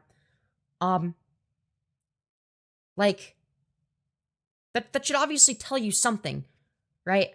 That doesn't mean that the brain is male or female, or that I think that, like, your brain must necessarily be this amount of female or this amount of male for you to transition. Because generally speaking, our brains are generally somewhere between the two. It's not that our brains are in line with those of cis women on average. It's that they're somewhere between cis men and cis women. Now, granted, there are going to be certain regions of the brain that are going to be more important for informing you of your gender, right? And those ones might be aligned. But that's neither here nor there. There's no such thing as a male or female there's no. Well, I guess that's a little bit difficult because it's not that there's no such thing as a male or a female brain. It's just that we're presupposing that this conception is like a concrete thing, and it's not. Not when it comes to determining the not when it comes to categorizing the body, and not when it comes to categorizing the brain, is what I'm trying to say. Like, which meant that my body shouldn't be female, which meant that I needed to, disrupt my endocrine system and remove my breasts and disrupt your endocrine system. What do you mean by disrupt? This, that, and the other thing in order to live as a man. So for me, it wasn't necessarily an element of identity per se. Like, well, okay, what was it then? Why are you transitioning then? Yeah, like if you don't identify as a man, why would you transition to become? Make it make sense. Because I got into trans in 2012, and it was more of that kind of old school transsexual type of thought. Like, was it? Because if it was, then surely you would have realized that you're not trans. Like, you would have figured it out. Now, granted, I'm not in favor of that type of thought either, but for very different reasons. Because again, they do gender essentialism, but with a degree of separation. So it's like we're We're acting as if they would be accepting of you. Would they? Would they now? It's weird because I was born in 99, so I'm Gen Z, but yet my mindset was kind of more akin to the mindset of like the Blair Whites and Buck Angels of the world. Yeah, those people are retarded. Yeah, so for you, trans was a behavior. So basically, that this person was like one of the most insufferable types of trans people when they were claiming to be trans, and they were actually not trans. But what was? Yeah, have you ever, guys? Have you ever gotten into trans? Envy? Have you ever gotten into trans? You know, I gotta say, like, it's such a fucking dumb thing to say. Like, oh yeah, Yeah. I've gotten into trans. Do you mean like you've considered transitioning? Like, saying I've you gotten got into into- trans is such a stupid fucking thing. Well, I've gotten into a trans woman. Maybe it's similar to that. I got into I'm a sorry, trans that woman, was alright? anti-Riz. What's that? I got into a trans woman, alright? Hell yeah. Your self-concept. Like you probably just don't know thought, her. She goes to a different school. Yo, true. I am a masculine female that should have been born a male. Hmm? Was your self-concept. Like you just thought, I am a masculine female that should have been born a male. Okay, how are you defining these terms? Like with like male and female? Like are we just talking about like accumulation of physiological characteristics? I assume that's what they mean by that. But it's like again, we're presupposing that the conception itself is purely biological and not social. A conception of something can't be completely removed from the social. That's not how that works. Didn't even think of myself as female. I certainly didn't Okay. think of myself as a woman. I just didn't think about it. I just And nothing has changed since. thought I need to live as a man. Like I didn't think about necessarily the implications of that. I just latched. You also don't think about the implications of what you say now. So again, literally nothing changed. Because it's it's an idea that I got in my mind when I was 12, and then my parents didn't let me pursue it, and so the idea got locked away.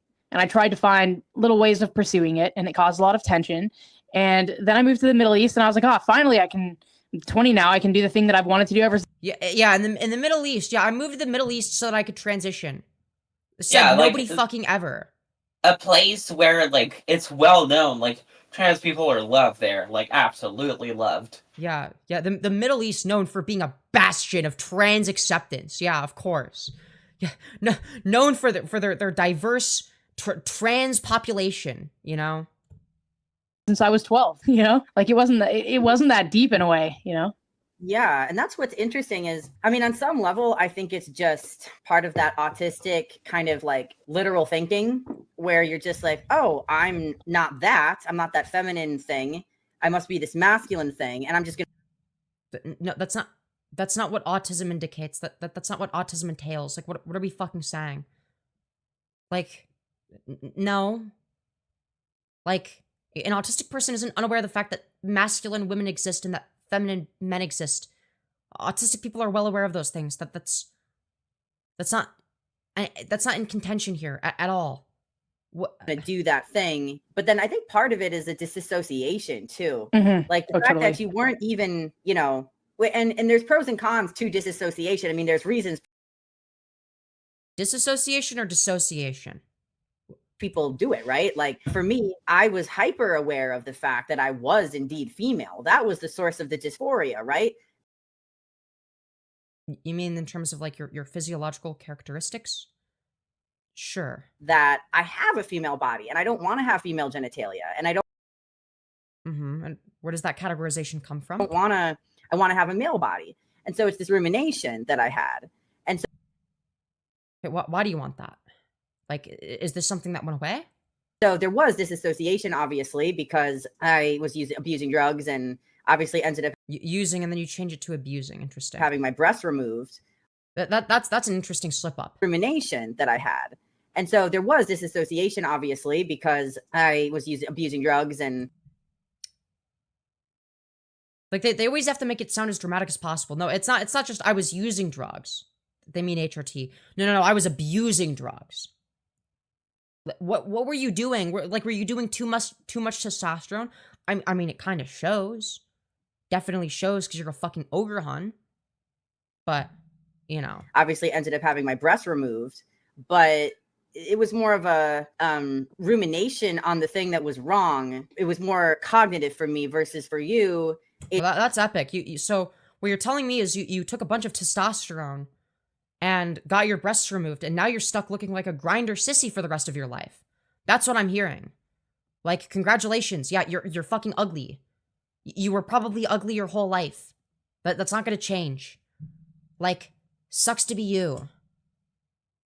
It seemed like you were almost going through the motions physically, just dressing, acting, you were mimicking men, and then you got to the location where you were then being enabled to do that. The Middle East? The Middle East enabled you to be This sounds just like false on every single aspect. Like, I just, like, this sounds like a bit. It's not a bit, by the way. I really wish it was. It sounds like a comedy bit. So then when I was having my trans phase, I really got into transgenderism and woke ideology. So because I was manipulated by the woke mob into loving all brown people no matter what, I decided to move to my favorite country, Kabul, Afghanistan. I moved to Kabul, Afghanistan, okay? I moved to Afghanistan, specifically Kabul, okay? Because otherwise I'd be Islamophobic.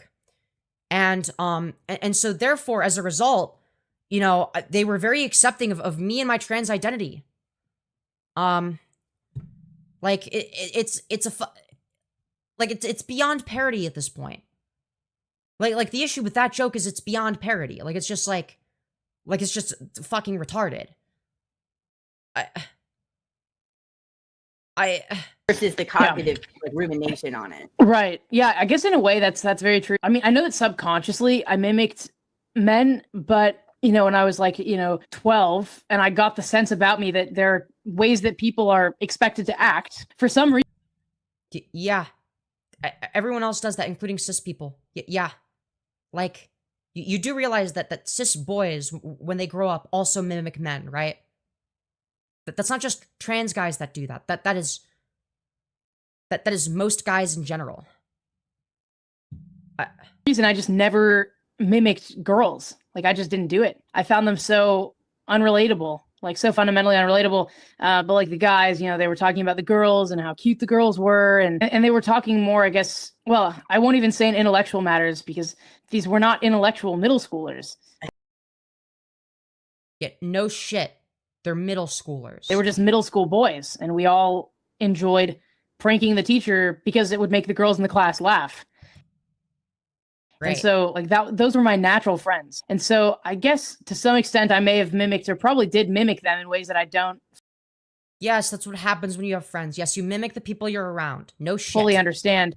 But I remember like, when I got into. We're talking about this like this is some crazy phenomenon. It's like, no.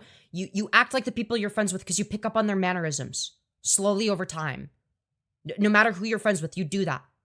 Like, that's what people generally do. Even autistic people. This trans stuff, I was the only one. And then maybe 5 years later, the girls in my class, there were a few of them who started to trans identify, including I think the first girlfriend I ever had after we had stopped dating had started to trans identify. And then I started to notice this trend, like mostly when I got to college, of all these girls trans identifying, and like a lot of them. Really?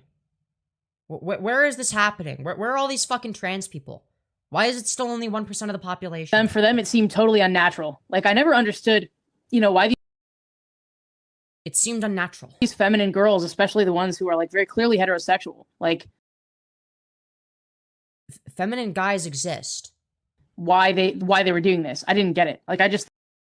It's almost like, in order to be a man, you don't have to be masculine. That's fucking stupid. That's not necessary condition. That's not a necessary or sufficient condition. It's just something associated with that category. Thought, you're straight. Why would you do this? This is something that you do so that you don't have to be like weird and gay, Right, because being transgender is way more accepted, as we all know. This is something that you do so that you don't have to stick out. But, buddy, if you're not trying to stick out, I have some very, very bad news for you. Of course, So I that was didn't. your- Yeah, Like, holy fuck. Yeah, I don't want to What? stick out, but let me go to a place where fucking being trans is, like, very discouraged and Yeah. frowned upon. Yeah. And, like, quote unquote, living as a guy, not on testosterone, you're gonna stand out if you do that. Like, and I'm not saying that, like, that's like an invalid experience or whatever. Like, yeah, you could transition socially and not medically. That, like, some people do that, and that's fine. But, like, if you're trying to not stand out, you wouldn't do that. Like, So you were thinking at the time that, like, you were thinking that you were gay then? not in so many words. I just thought, like, I'm only gay if I stay a woman. If I don't stay a woman, I don't have to be gay. I can so you're gonna be the less accepted thing in society. What? just opt out of it. I don't have to do it. Like, I don't have to worry about, like, I can go anywhere in the world. I'll be a man.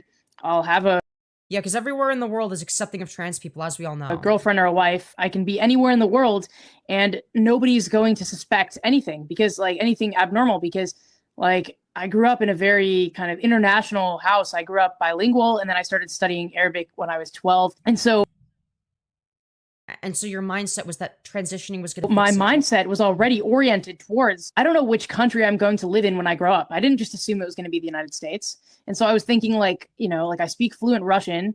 I have family in that part of the world. And if I Why the fuck would you ever want to move to Russia? Yeah, known for being a bastion of trans acceptance, Russia. wanted to live there, then there's like, it just seems like there'd be Yeah, no I wanna live in a literal shithole. I'm gonna live in a shithole country. way I for want to me be to just trans, be a but let me lesbian. go to a place where HRT is literally illegal. Right? Like, it makes no sense. And, like, I just thought, if I want to keep my options open, I need to transition and live as a man so that I can move to any country in the world. What? Huh? Are you hearing this shit? Huh? What? What? What?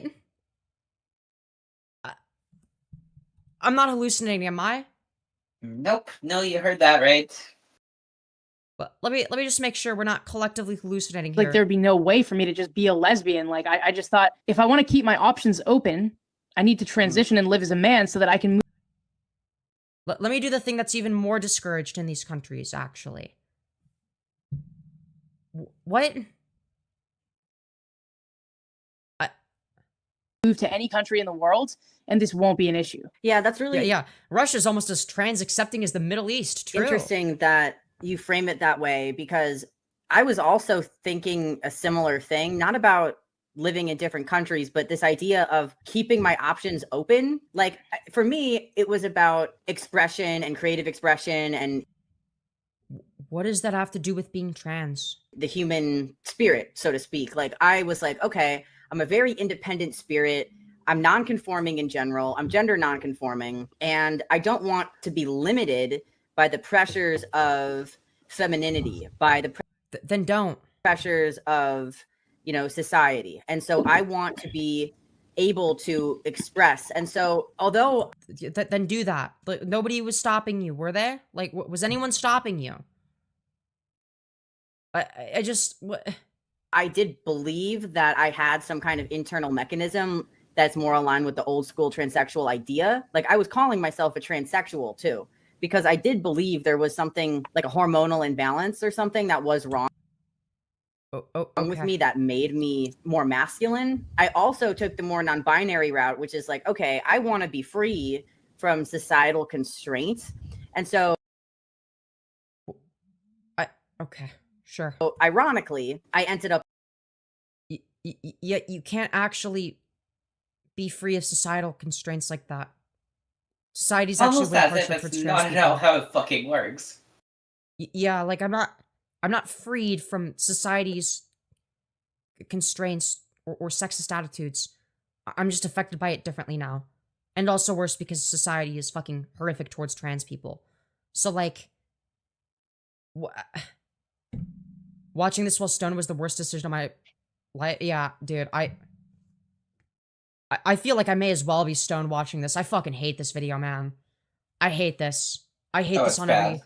It's so bad. Limiting my options because It's not even like the high energy kind of bad. It's just fucking brain rot, man. I ended up It's removing bad. my And, natural. like, whenever you think it can't get worse, it gets worse. No, literally. Literally. Like, is this I hell? ended up limiting Did I my die? Am I in hell right now? Because this is exactly what it feels like. We're both in hell, but we're gonna suffer together, guys. Also, We're gonna suffer fucking together. the title of fucking I left the trans cult. Motherfucker, you're wearing a Make America Great Again hat. Yeah, it's like, buddy, you just got inducted into the cult. Like, what are we saying?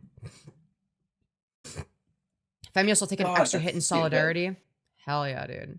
options because I ended up removing my natural body parts. And I thought that I was Uh-huh.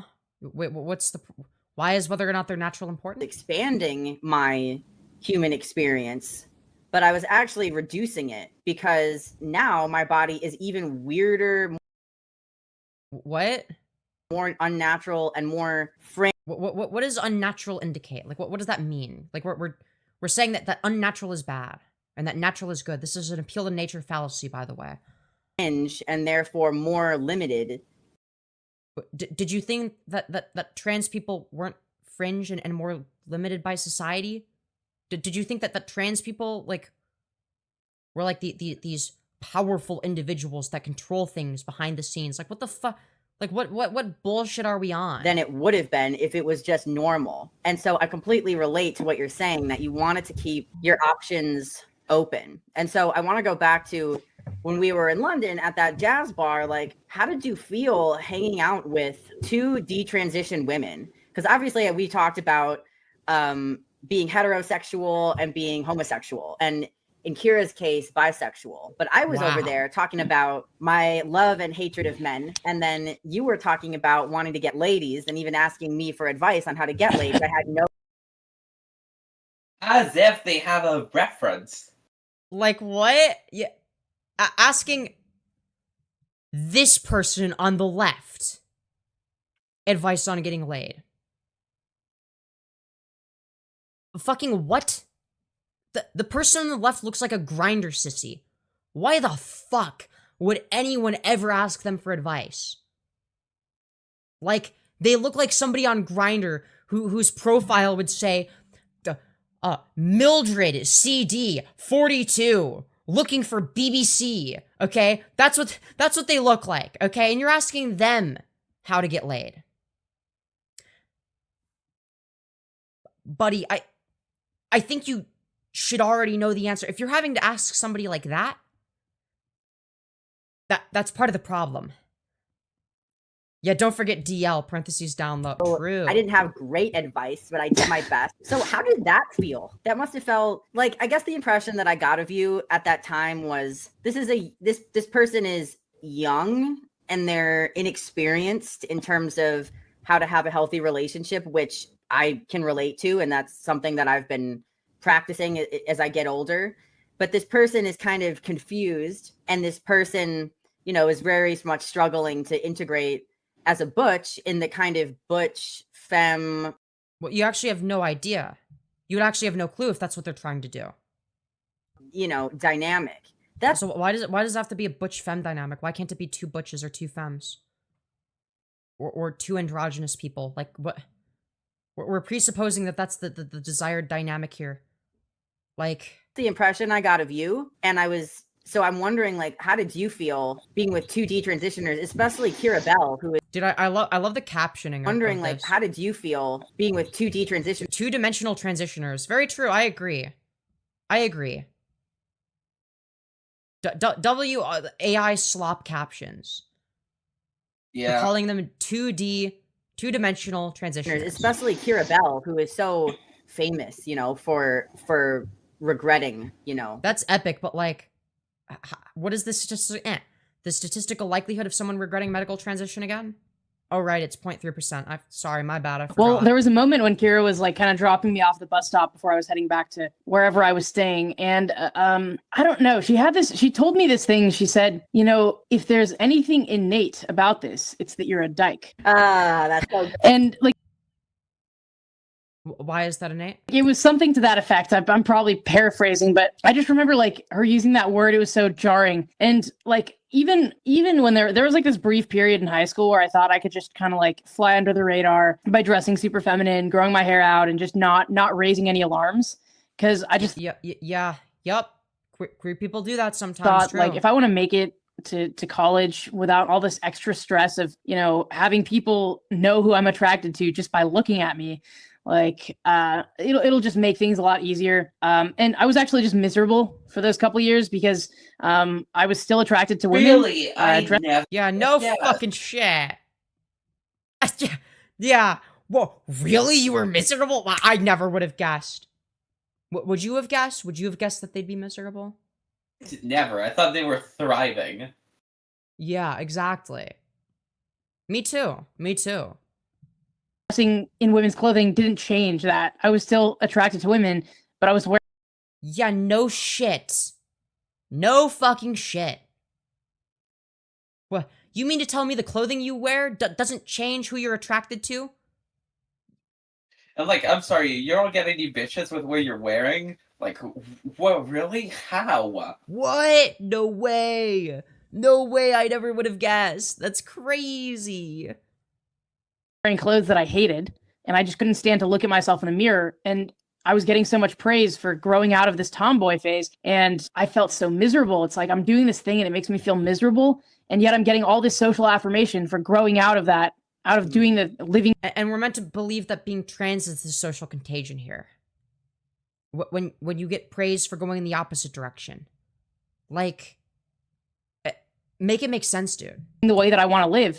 And it just made me think like, oh my God, there is no future for me. That's still true. Either I am stuck dressing as a woman for the rest of my life and having, you know, people not think I'm a total weirdo and being miserable, or I just live as a man. Like it was right. Yeah, that dichotomy totally existed. Very black and white. I didn't see this middle ground in which I could be a woman who didn't pretend to be a man and just wore the type of clothing that I wanted to wear. What? You had no idea that was possible. You never heard of a tomboy before. What? What? No, this is painful to watch. I thought this was gonna be funny. This just fucking hurts my brain, dude. This just fucking hurts my brain. Because it was so atypical, and because I was getting, you know, so much messaging around how atypical it is. Because, like, if you're in high school, I mean, right, as opposed to the very typical trans people. What? Kids of that age, developmentally speaking, are very much into cliques. They're very much into like drawing strict boundaries between in and out groups. And while I was really quite adept at floating in between the in and out groups and being very popular, despite how weird of a teenager and of a child that I was, and having really no close friends, even though I've been there. Everybody liked me quite a lot. You know, they'd vote me for popularity contests, even though I didn't have really any close friends to speak of, because I was kind of seamlessly able to navigate from one social circle to the next. Yeah, no, I've been there, and it got me nowhere. That's kind of what I was like in 8th grade. But, you know, but I was a very odd type of kid. I mean, I dressed, for many years, I just straight up looked like a boy. Right. So what you're saying is that you were able to do that, and nobody had an issue with it. So you already knew that was an option. So why did this dichotomy of needing to dress femininely or become a trans man, like, where did that come from again? You already existed as a woman dressing masculine. We're just contradicting ourselves like over and over again. It's fucking crazy. I don't even. I had like a dumb bowl cut, Harry Potter glasses, and nothing has changed since. I kind of wore shirts with a grumpy cat meme on them, like, and then I made my own bow ties. Oh, they were one of those fucking. Oh God. Are we sure this person was like popular. I feel like I'm more inclined to believe that the not having any friends part, like the no close friends. What they really mean to say is people were willing to like talk to them. I guess as like a person. No one wanted to be their friend, and I could see why. I was like super obsessed with rare brain tumors that make people super tall back in elementary school, really obsessed with the human brain. So I had all these odd interests, and I guess I kind of started to find my footing in high school when I joined the debate club, and I could finally sort of harness my intellect in some girly pop. Is the intellect in the room with us? Is the intellect in the room with us? I would fucking destroy this person in debate, by the way. And I was never in any debate clubs or any formal debate, but I would destroy this person. Meaningful way. And then I made my bow ties, but of course I was the only girl wearing bow ties with short hair, wearing suits, like pantsuits. I'm sure you were so popular. And, you know, you just had so many friends. Like I could just tell that there was something so different about me. I just no, really. Naturally, I floated more towards the guys because, like, if you show up to a debate tournament in a bow tie, like, out of all the nerds there, who's going to give you a compliment? It's going to be the guys. They're going to be like, "Oh, sick bow tie." I'd be like, "Oh, thanks." Yeah, they were making fun of you, by the way. They were like, there's a good chance they were making fun of you. I made it myself, and they'd be like, "Yo, can you teach me how to do that? Can you make one for it?" Like, it was an inbuilt group of friends, and then we'd meet for frozen yogurt, like me and this group of 5 guys, and we would just talk about philosophy. Like we'd talk about Kant and Deleuze and Descartes. We'd talk about really. Tell us, the audience, what things you learned. I would love to hear their philosophy takes. I would love to hear that. I would love to hear them talk about philosophy, so I can poke a bunch of holes in the dumb shit they say there too. Foucault and those queer theorists. We'd talk about Jasper Purr, pinkwashing. We'd talk about like whatever interested us as high school debate kids. And whenever I tried to form relationships with girls at that age, I just got too nervous to talk to them. So I was just like, I have to avoid this. Like, so of course I wasn't going to emulate myself after the girls, you know? But that makes me wonder, like, because you said that, you show up wearing a bow tie to this thing and who is going to compliment you or accept you, the guys. But I have to wonder, like, if you hadn't felt so nervous around the girls and used your natural charms as you did with the guys. Natural charm? Where? Does this person come across as naturally charming? Dude, you're zoning the fuck out. Me too. On the girls, don't you think that they probably would have also been interested to get to know you and talk about probably not. Most people wouldn't different things? Well, the girls at that age were really quite interested in like doing makeup and talking about boys. So I just kind of felt like, what am I even doing here? I don't give a crap about makeup. And there'd be we can tell. There'd be girls that come up to me and they'd be like, "Do you want me to do your makeup?" And I'd just look at them like, "What? Why?" Like, I don't know. I mean, part of it, I did stage makeup when I was in middle school and I was like in some different productions and couldn't stand the texture of it on my face. I thought it looked dumb. Didn't understand why people did it. I'd get like, rashes, itchy, stuff like that. Okay, dude. Get on my glasses. It was just totally impractical. I saw absolutely no reason to do it. And also the thought of a girl getting that close to me and touching my face made me feel like I was going to like be ejected from a building or something. Like it just... Bro, women are just regular people, like it, it ain't that deep. It was too intimate. It was too close. All right, dude, 1.15 times speed isn't fast enough. We'll try 1.25. Dude, otherwise we're never gonna get through this fucking shit. Oh my god. I was really, really nervous around girls. Dude, I regret this live stream, man. So I just kind of like, in debate tournaments. Stage makeup has nothing to do with gender. Yeah, I think that goes without saying. If it would just be like, if my debate partner wasn't there and he's a guy, if he wasn't there and it would just be me against some... And we'll do 1.2. 1.2. Some other girl. Like, I was always just terrified that I would lose, just because of how distracted I'd get. Like, so there was this certain type of teenage awkwardness that, around... Yeah, and you're still awkward. Around guys, I was in my element and they would present their arguments and I would just try to clobber their arguments with my arguments. But with girls, there was this like extra element of tension that I just felt was so totally overwhelming and insurmountable. And so I just didn't relate to the girls like really at all. I did get some girls. Dude, we're saying a whole lot of nothing. Who would compliment the bow tie, but then it would... Oh my fucking god, shut up about the bow tie. I'm gonna fuck it, dude. I want to kill myself, dude. I can't. This is I'll what we're shove your saying. whole collection of bow ties down your fucking throat. Right? Well, I mean, I did get some girls who would compliment the bow tie, but But No, you didn't. you said the literal opposite. Like before, you were saying that only the guys complimented you, and now suddenly the girls compliment. We're meant to take this bitch seriously. We're meant to take this bitch seriously.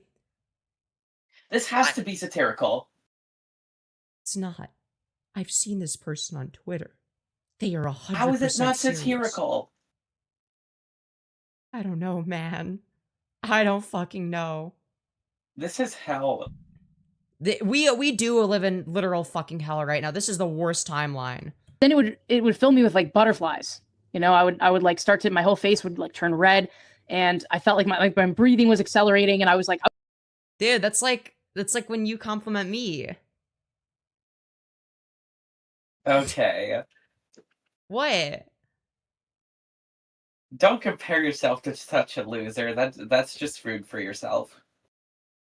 Fair point. Fair point. I was just losing my mind. Like a girl would give me a compliment, and everything would just, like I would just lose my mind. And I described this to my friend. He was a gay guy.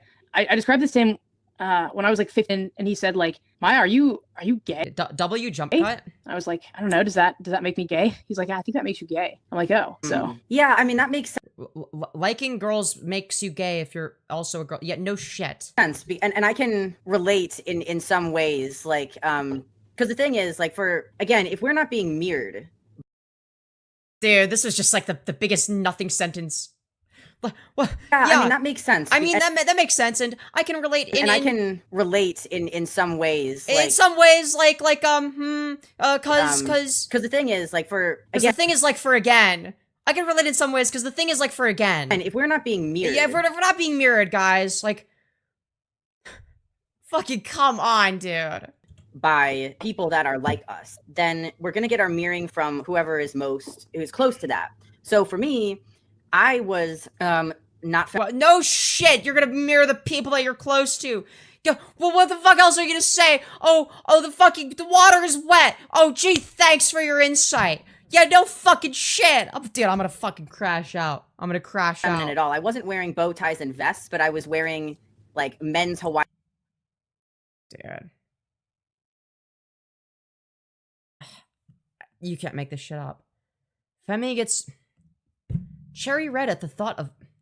okay, I'm not reading the rest of that. Okay, alright.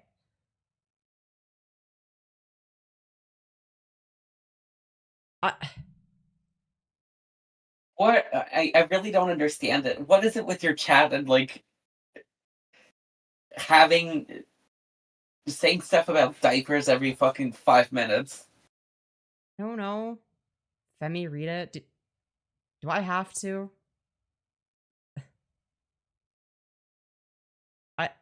At all. I wasn't wearing. I just... Even taxidermy Erica... Yes? Do I? Chat, do I have to? This is the part where you're supposed to say no, you don't have to. Oh, sorry. You really don't.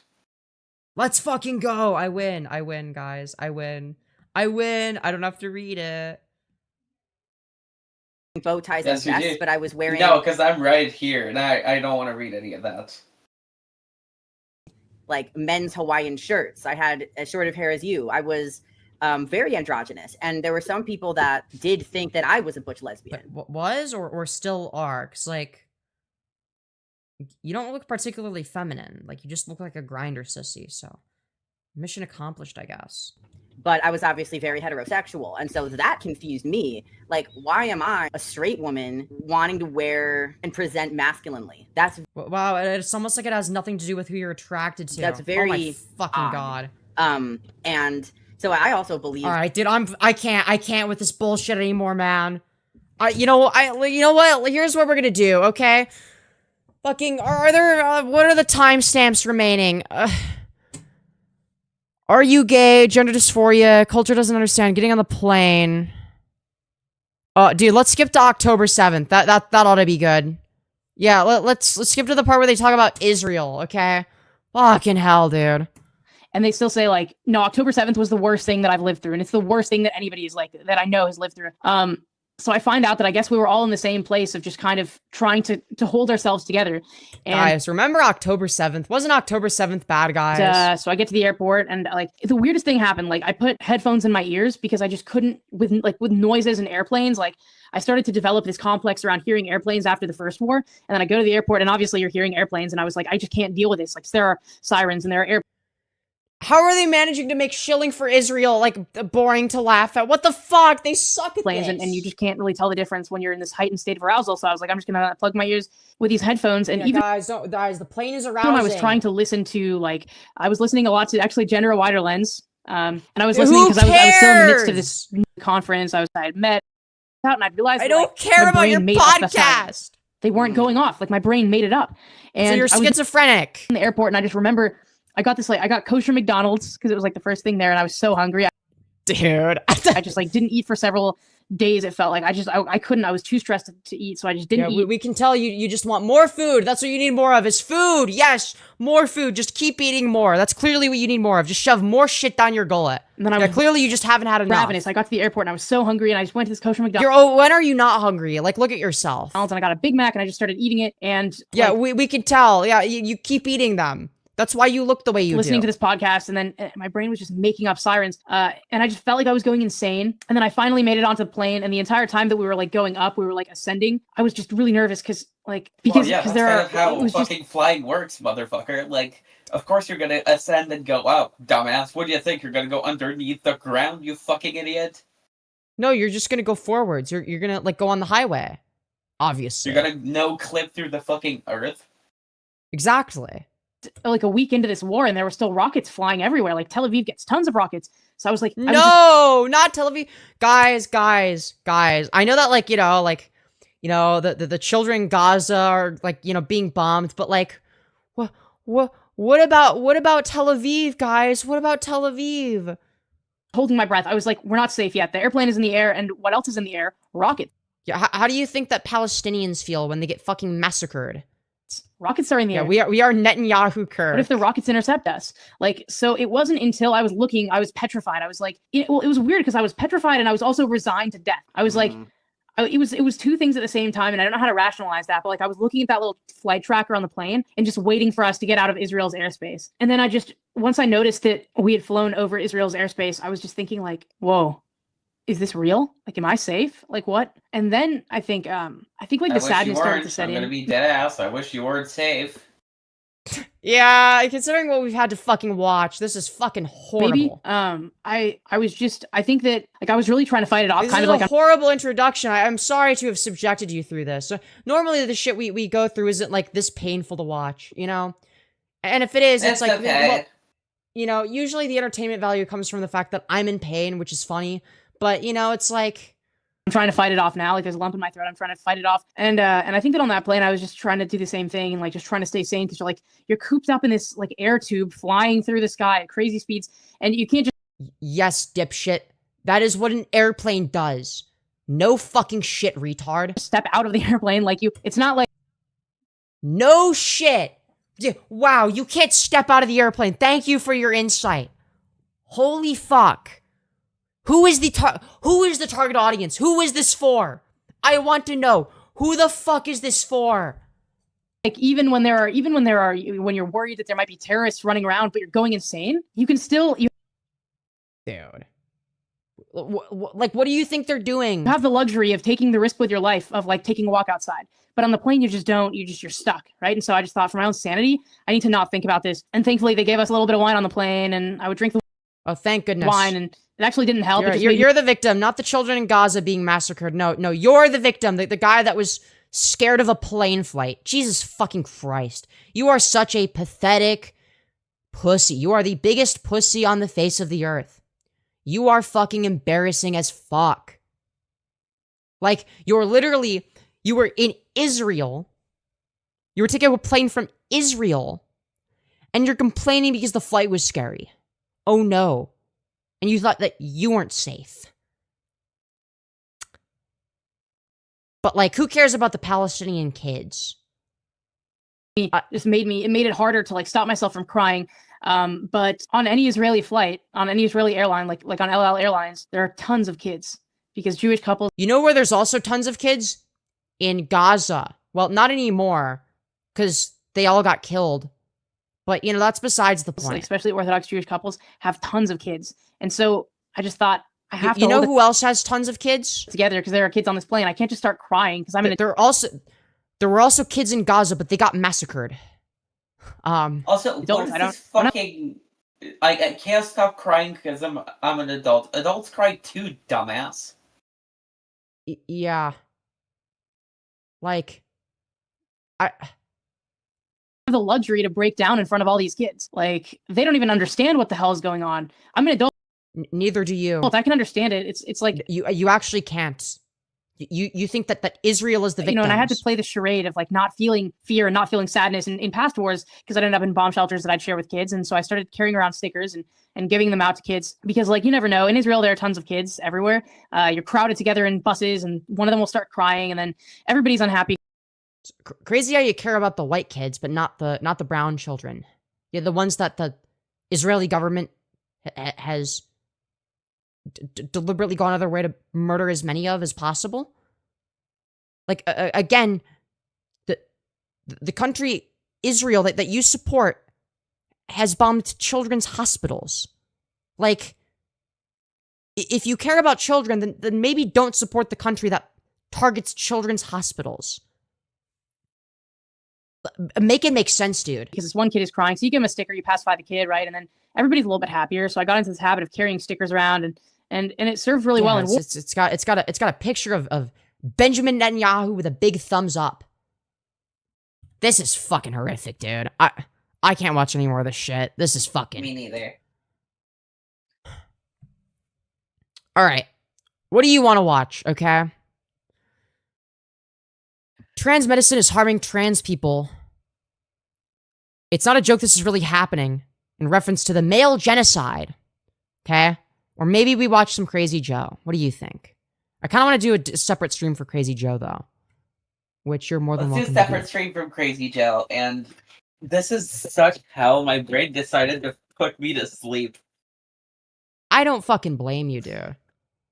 You know, I didn't fucking pre-watch this shit. So it's like, you know, maybe I need to do a better job vetting content in the future, but Jesus fucking That's okay. Christ. I got to hang out with you. That's a blast. Hell yeah. Okay. Everyone's saying Crazy Joe. All right, here's what we're going to do. It's going to lag for a second. Okay, guys? It's going to lag for a second. I'm not going anywhere. The stream will resume. All right? But it's so that I can set up the next thing. Okay? It's going to work now. There we go. All right. All right, we're back. All right. Hey, Femi, I love the maid uniform. Thank you, Scarlett. Good to have you back. Good to have you back. Actually, you know what? We could do Crazy Joe on this stream. Yo! Thank you, Anno, for the 5, saying, thank you, Based Cutios, for turning off that bullshit. Yo, chat, okay, what do you guys think I should do? Because I don't have, like, a title or thumbnail for Crazy Joe, but do I just, like, move to Crazy Joe on this stream? Or do I do a separate stream? Because I'm thinking maybe we just do it on this stream, man. I don't fucking know, dude. What do you guys think? What do you want? What do you want, chat? I'd be low-key down for the next stream. That way I get to spend more time with you, AL. Well, it'd be the same. I'd be streaming for the same amount of time. But it's basically just, do I restart stream so that it has, like, a matching title and thumbnail for, like, the main focus. But like, the thing is, like, this is like a banger title and thumbnail combo. Is the thing. This is a banger title and thumbnail. You know what? Because the title and thumbnail is so good, we need some Kino content. You know what? I've changed my mind. Next stream, this stream. You know what? We'll do some of it this stream. Maybe some of it the next stream. Okay?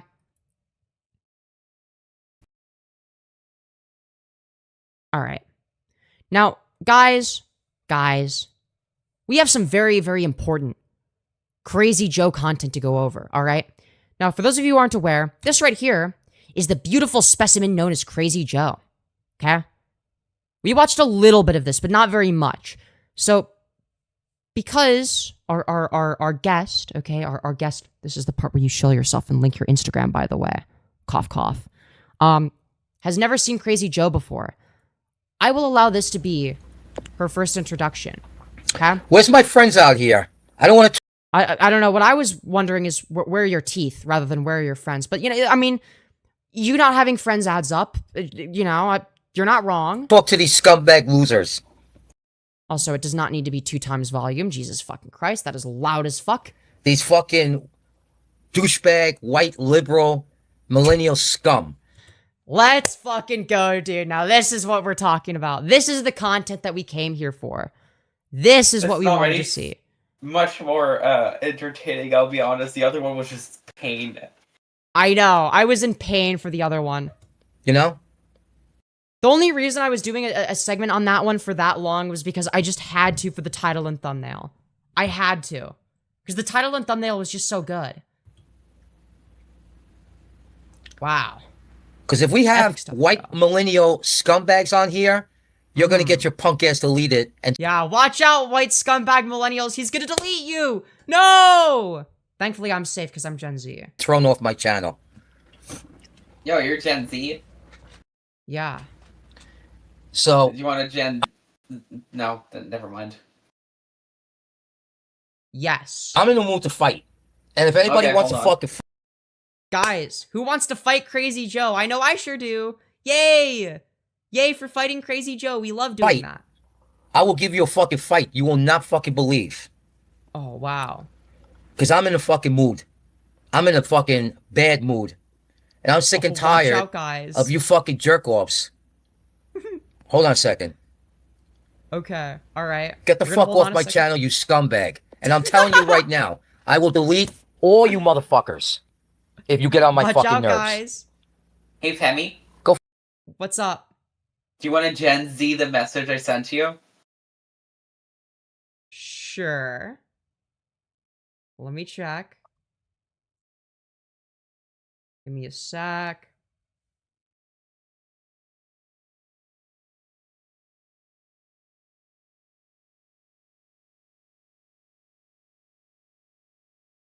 God damn it. God damn it. Yeah, chat You're is distracting me. Guys, she's distracting me. The Crazy Joe content must prevail. This void is distracting me, guys. Smash like. Licious, shut up. Fuck your mother, asshole. No, that's incest. I'm good, thanks. Bitch. Just keep talking shit, and you're gonna get deleted. Oh, no. Alright? Don't fuck with me. Get the fuck off my channel, you jerk off. Yeah. Okay? You wanna fuck with me? Yes, yes, I do. You wanna fuck with me? Go fuck yourself. Yes, Joe, I do. Go. Oh, I better go fuck myself immediately. Go fuck yourself. Alright, Go fuck yourself. Go fuck yourself. Yeah, you said that like 5 times now, dipshit. Go fuck yourself. Oh, no, thank you for clarifying. Fuck yourself. Hello, big... Guys, do you think he wants us to go fuck ourselves? Is he stuck? Does he need an update? Well, I'm just wondering if he wants us to go fuck ourselves, because I'm wondering. He hasn't really made it clear. You're right. I'm kind of not sure. It could be... It's a mystery. It could be put into different...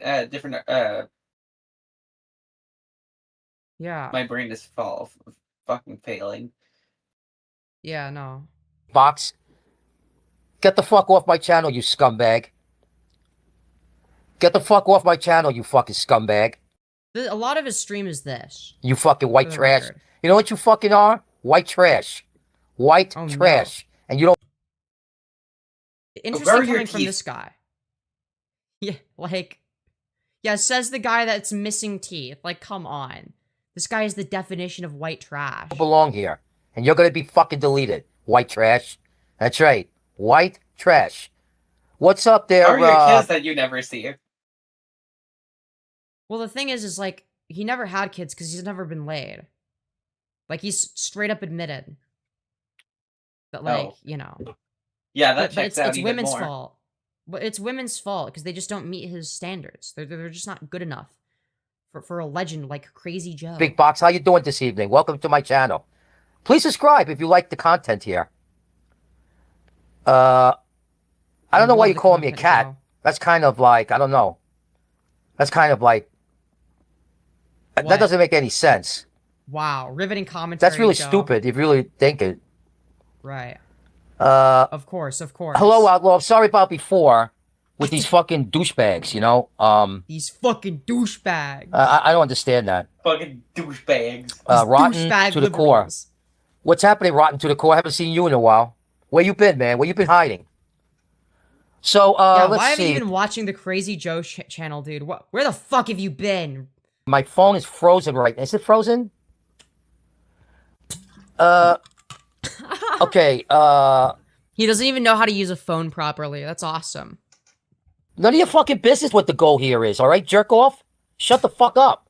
He's crashing out over someone asking him what his goal is. Like, come on. My goal is to delete you if you talk stupid. That's my goal, to delete you.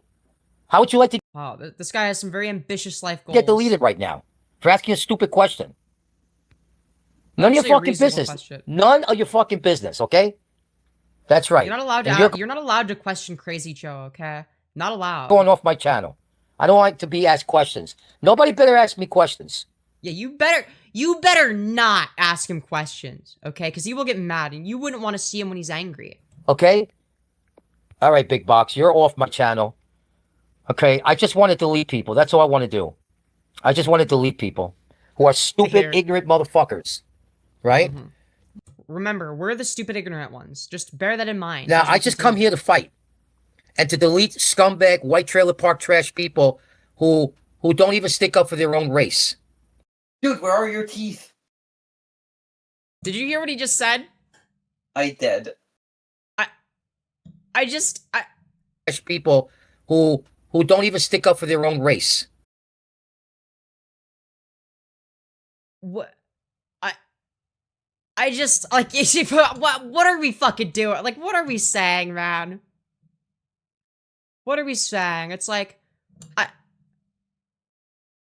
what do I even say in response to this shit? What do I even say in response? Joe's racist as hell. Oh, it gets worse. It gets worse. You know? What's your favorite asshole? Your fucking asshole licker? Get the Interesting question to ask. Which, out of all of the assholes, which one is your favorite one to lick? fuck out of here. God, you people are so fucking ignorant with your stupid fucking questions. You know? Apparently we're the ignorant ones, not the person that's getting mad at white people for, quote, not defending their own race. Dude. Bones, what the fuck are you talking about? Get the fuck out of here. Really, I just want to delete people. Douchebag. I got your fucking ass, okay? Thanks one and no one. Go fuck your mother, asshole. So here he is recommending incest once again. Not sure why he does this. Like, he always recommends incest when he gets mad at people. It's like, I'd rather not do that. You know, I'd rather not commit literal fucking incest, thank you very much. Can we Like, talk about the fucking neck of his shirt being fucked? by what, his turkey gobbler of a neck? Yeah. No. Like, whenever his shirt is gonna be, like, visible, it looks like he tried to cut the neck of his shirt into a cool shape, but he failed miserably. Well, no, he just needs enough room for his massive turkey gobbler. That's what you're failing to understand. It allows it to, like, swing side by side. It goes woof, woof, woof. You know, but if you like poke it, that's what it does. And the shirt was, like, getting in the way of that, you know? Come on, just get me more mad, please. I'm here to fucking delete people. Get me more mad, please. Literally just inviting people to fuck with him. That's a really smart idea. Get the fuck out of my channel, you scumbag. There you go. Keep talking shit, motherfuckers, and you're all gonna get deleted. I've deleted over 1,000 people. And I like to delete more, so I'm here to fight. Yeah, he loves deleting trolls. It's his favorite activity. Yeah, you know you've made it far in life when your favorite activity is deleting the trolls. Like, And I'm here to delete people. Didn't I get this guy off my channel? All right, I got him now on my off my channel. Fem, you need to debate Joe. He's refusing to debate me. He's been dodging. Pagan Mama. Hey, Pagan Mama. Are you a cock tease? Do you like... So this is how he talks to women, for the record. Just so you're aware. Anytime he sees a woman in his chat, he says shit like this. Hey, Pagan Mama.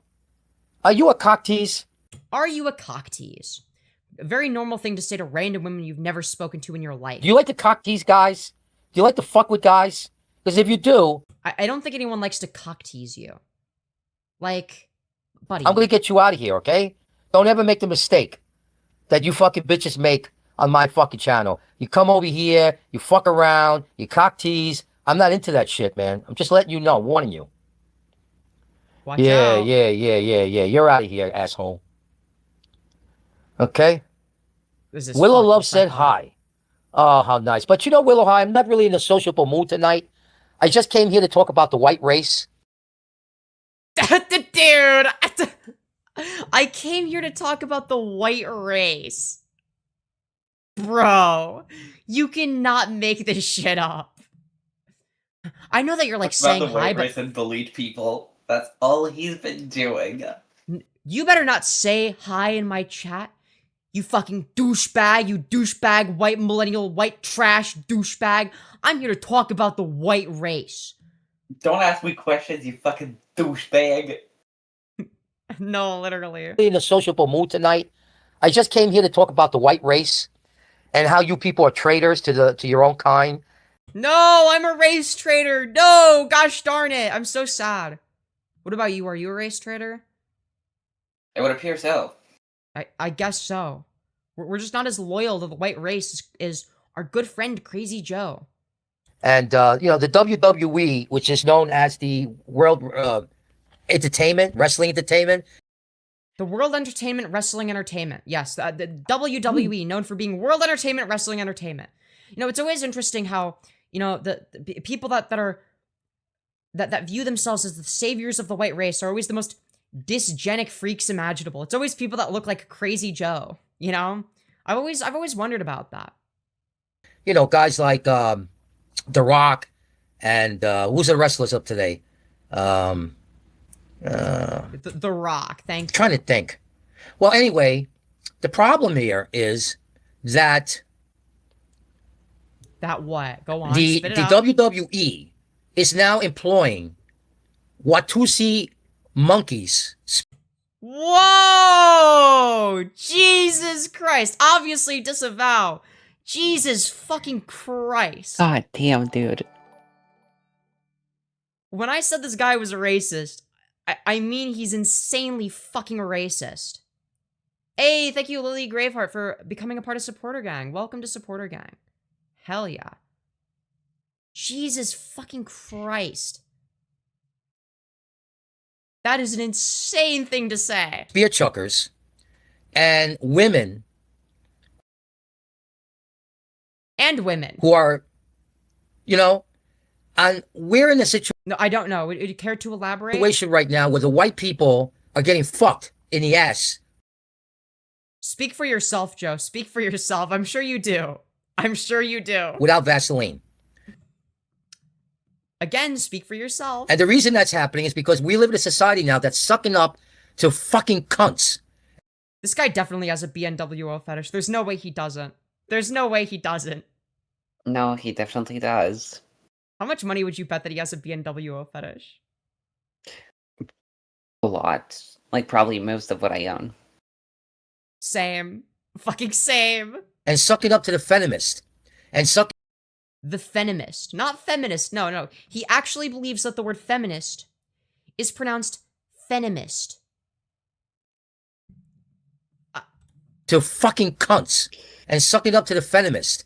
And sucking up to the gay population. What are we even saying, And man? sucking up to this and that. And all the scumbags of society. Dude, me when I'm sucking up to this and that. And, you know, white people invented America. No, no, they did America's not. not an invention. It's a country. What the fuck do you mean invented? Countries are not inventions. That they're like. They just That's spawned in. That's not what. Does he know how inventions work? I don't think he knows when how anything works. I think he genuinely believes that, like, when a new country is formed, that it's a new invention. What? I just, dude, I can't even. It's like, yeah, just wait till he finds out about Native Americans existing.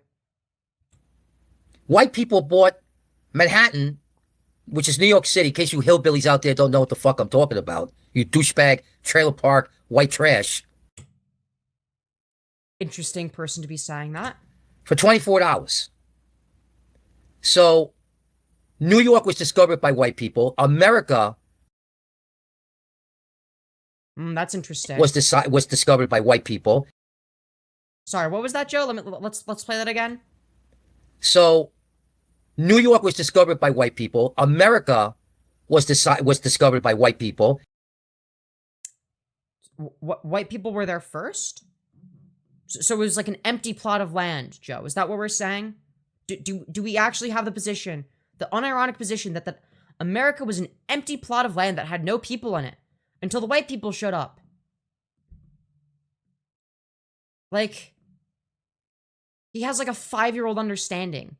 Like a 5-year-old would actually have a better understanding of these topics than Joe. I'm not gonna lie.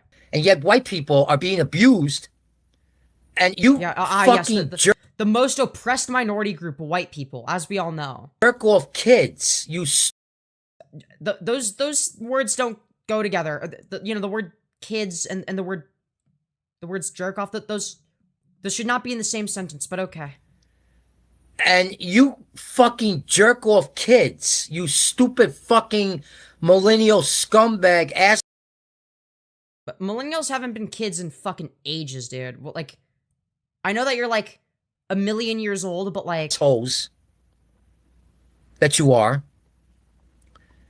You don't stick up for your race.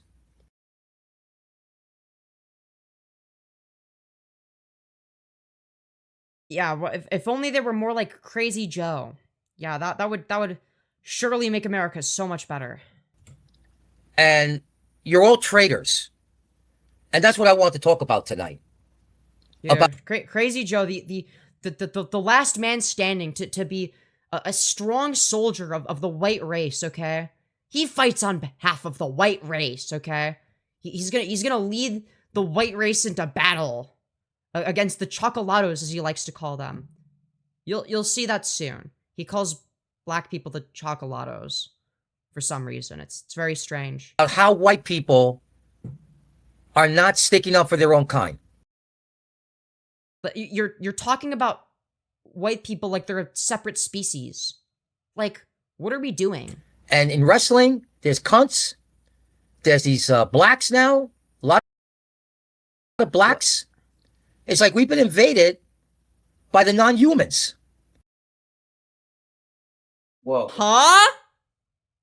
Huh? I'm sorry, what now? Obviously disavow. Mind you, for anyone that's not aware, a thing that he said is that he's not racist. He clarifies that he's not racist, he just has racist views. But buddy, you don't think that black people are humans?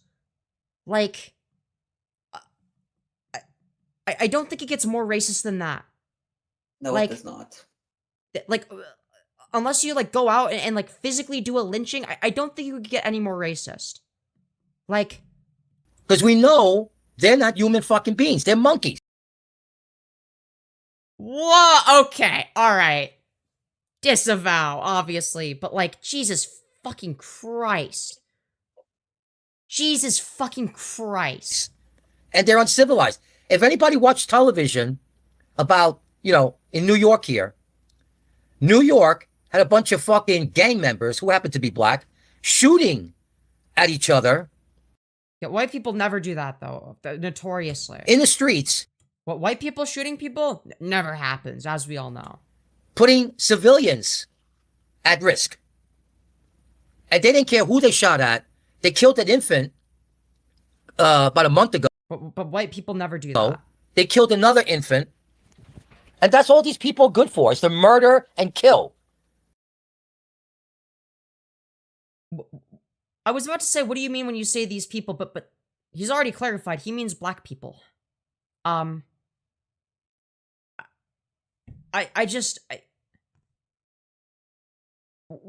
the fuck are we saying? Like, what am I meant to say in response? Again, like, it's just like deranged. It speaks for itself, you know? And it does. Yeah. You support them, right? Sometimes you people want to be like them. If you love black people so much, why don't you go to like a paint store and paint yourself black? And they Huh? Because that's called racist. Yeah, but no, you don't understand. If you love black people so much, then why don't you do blackface? Huh? What? Ah, yes, the best way to show your love for the black race, doing blackface. Me when I do my George Floyd costume in solidarity with black people. What the fuck are we saying, dude? This is beyond parody. You become one of them until the paint wears off. What? No, they really are. You know, they're mean people. They're mean people. But buddy, you just said that you don't think that black people are human. But they're the ones that are mean? The math is not mathing here. They're nasty people. They want to They're nasty people. But buddy, have you seen yourself? Fight with you all the time. You literally have talked about how you want me to go all the way to New York to have a fucking fist fight with you. Buddy, you're talking about yourself at this rate. And they like it when they push the white man around or the right white woman. They like it. Yeah, this guy just has a BMW fetish. I'm sorry. There's no other way. There's no other explanation. None. And how can you like those type of people? Now, I'm not saying every is like that. No, you just think that black people aren't human for some reason. But the majority of them are scumbags. Oh, great. And they're racist.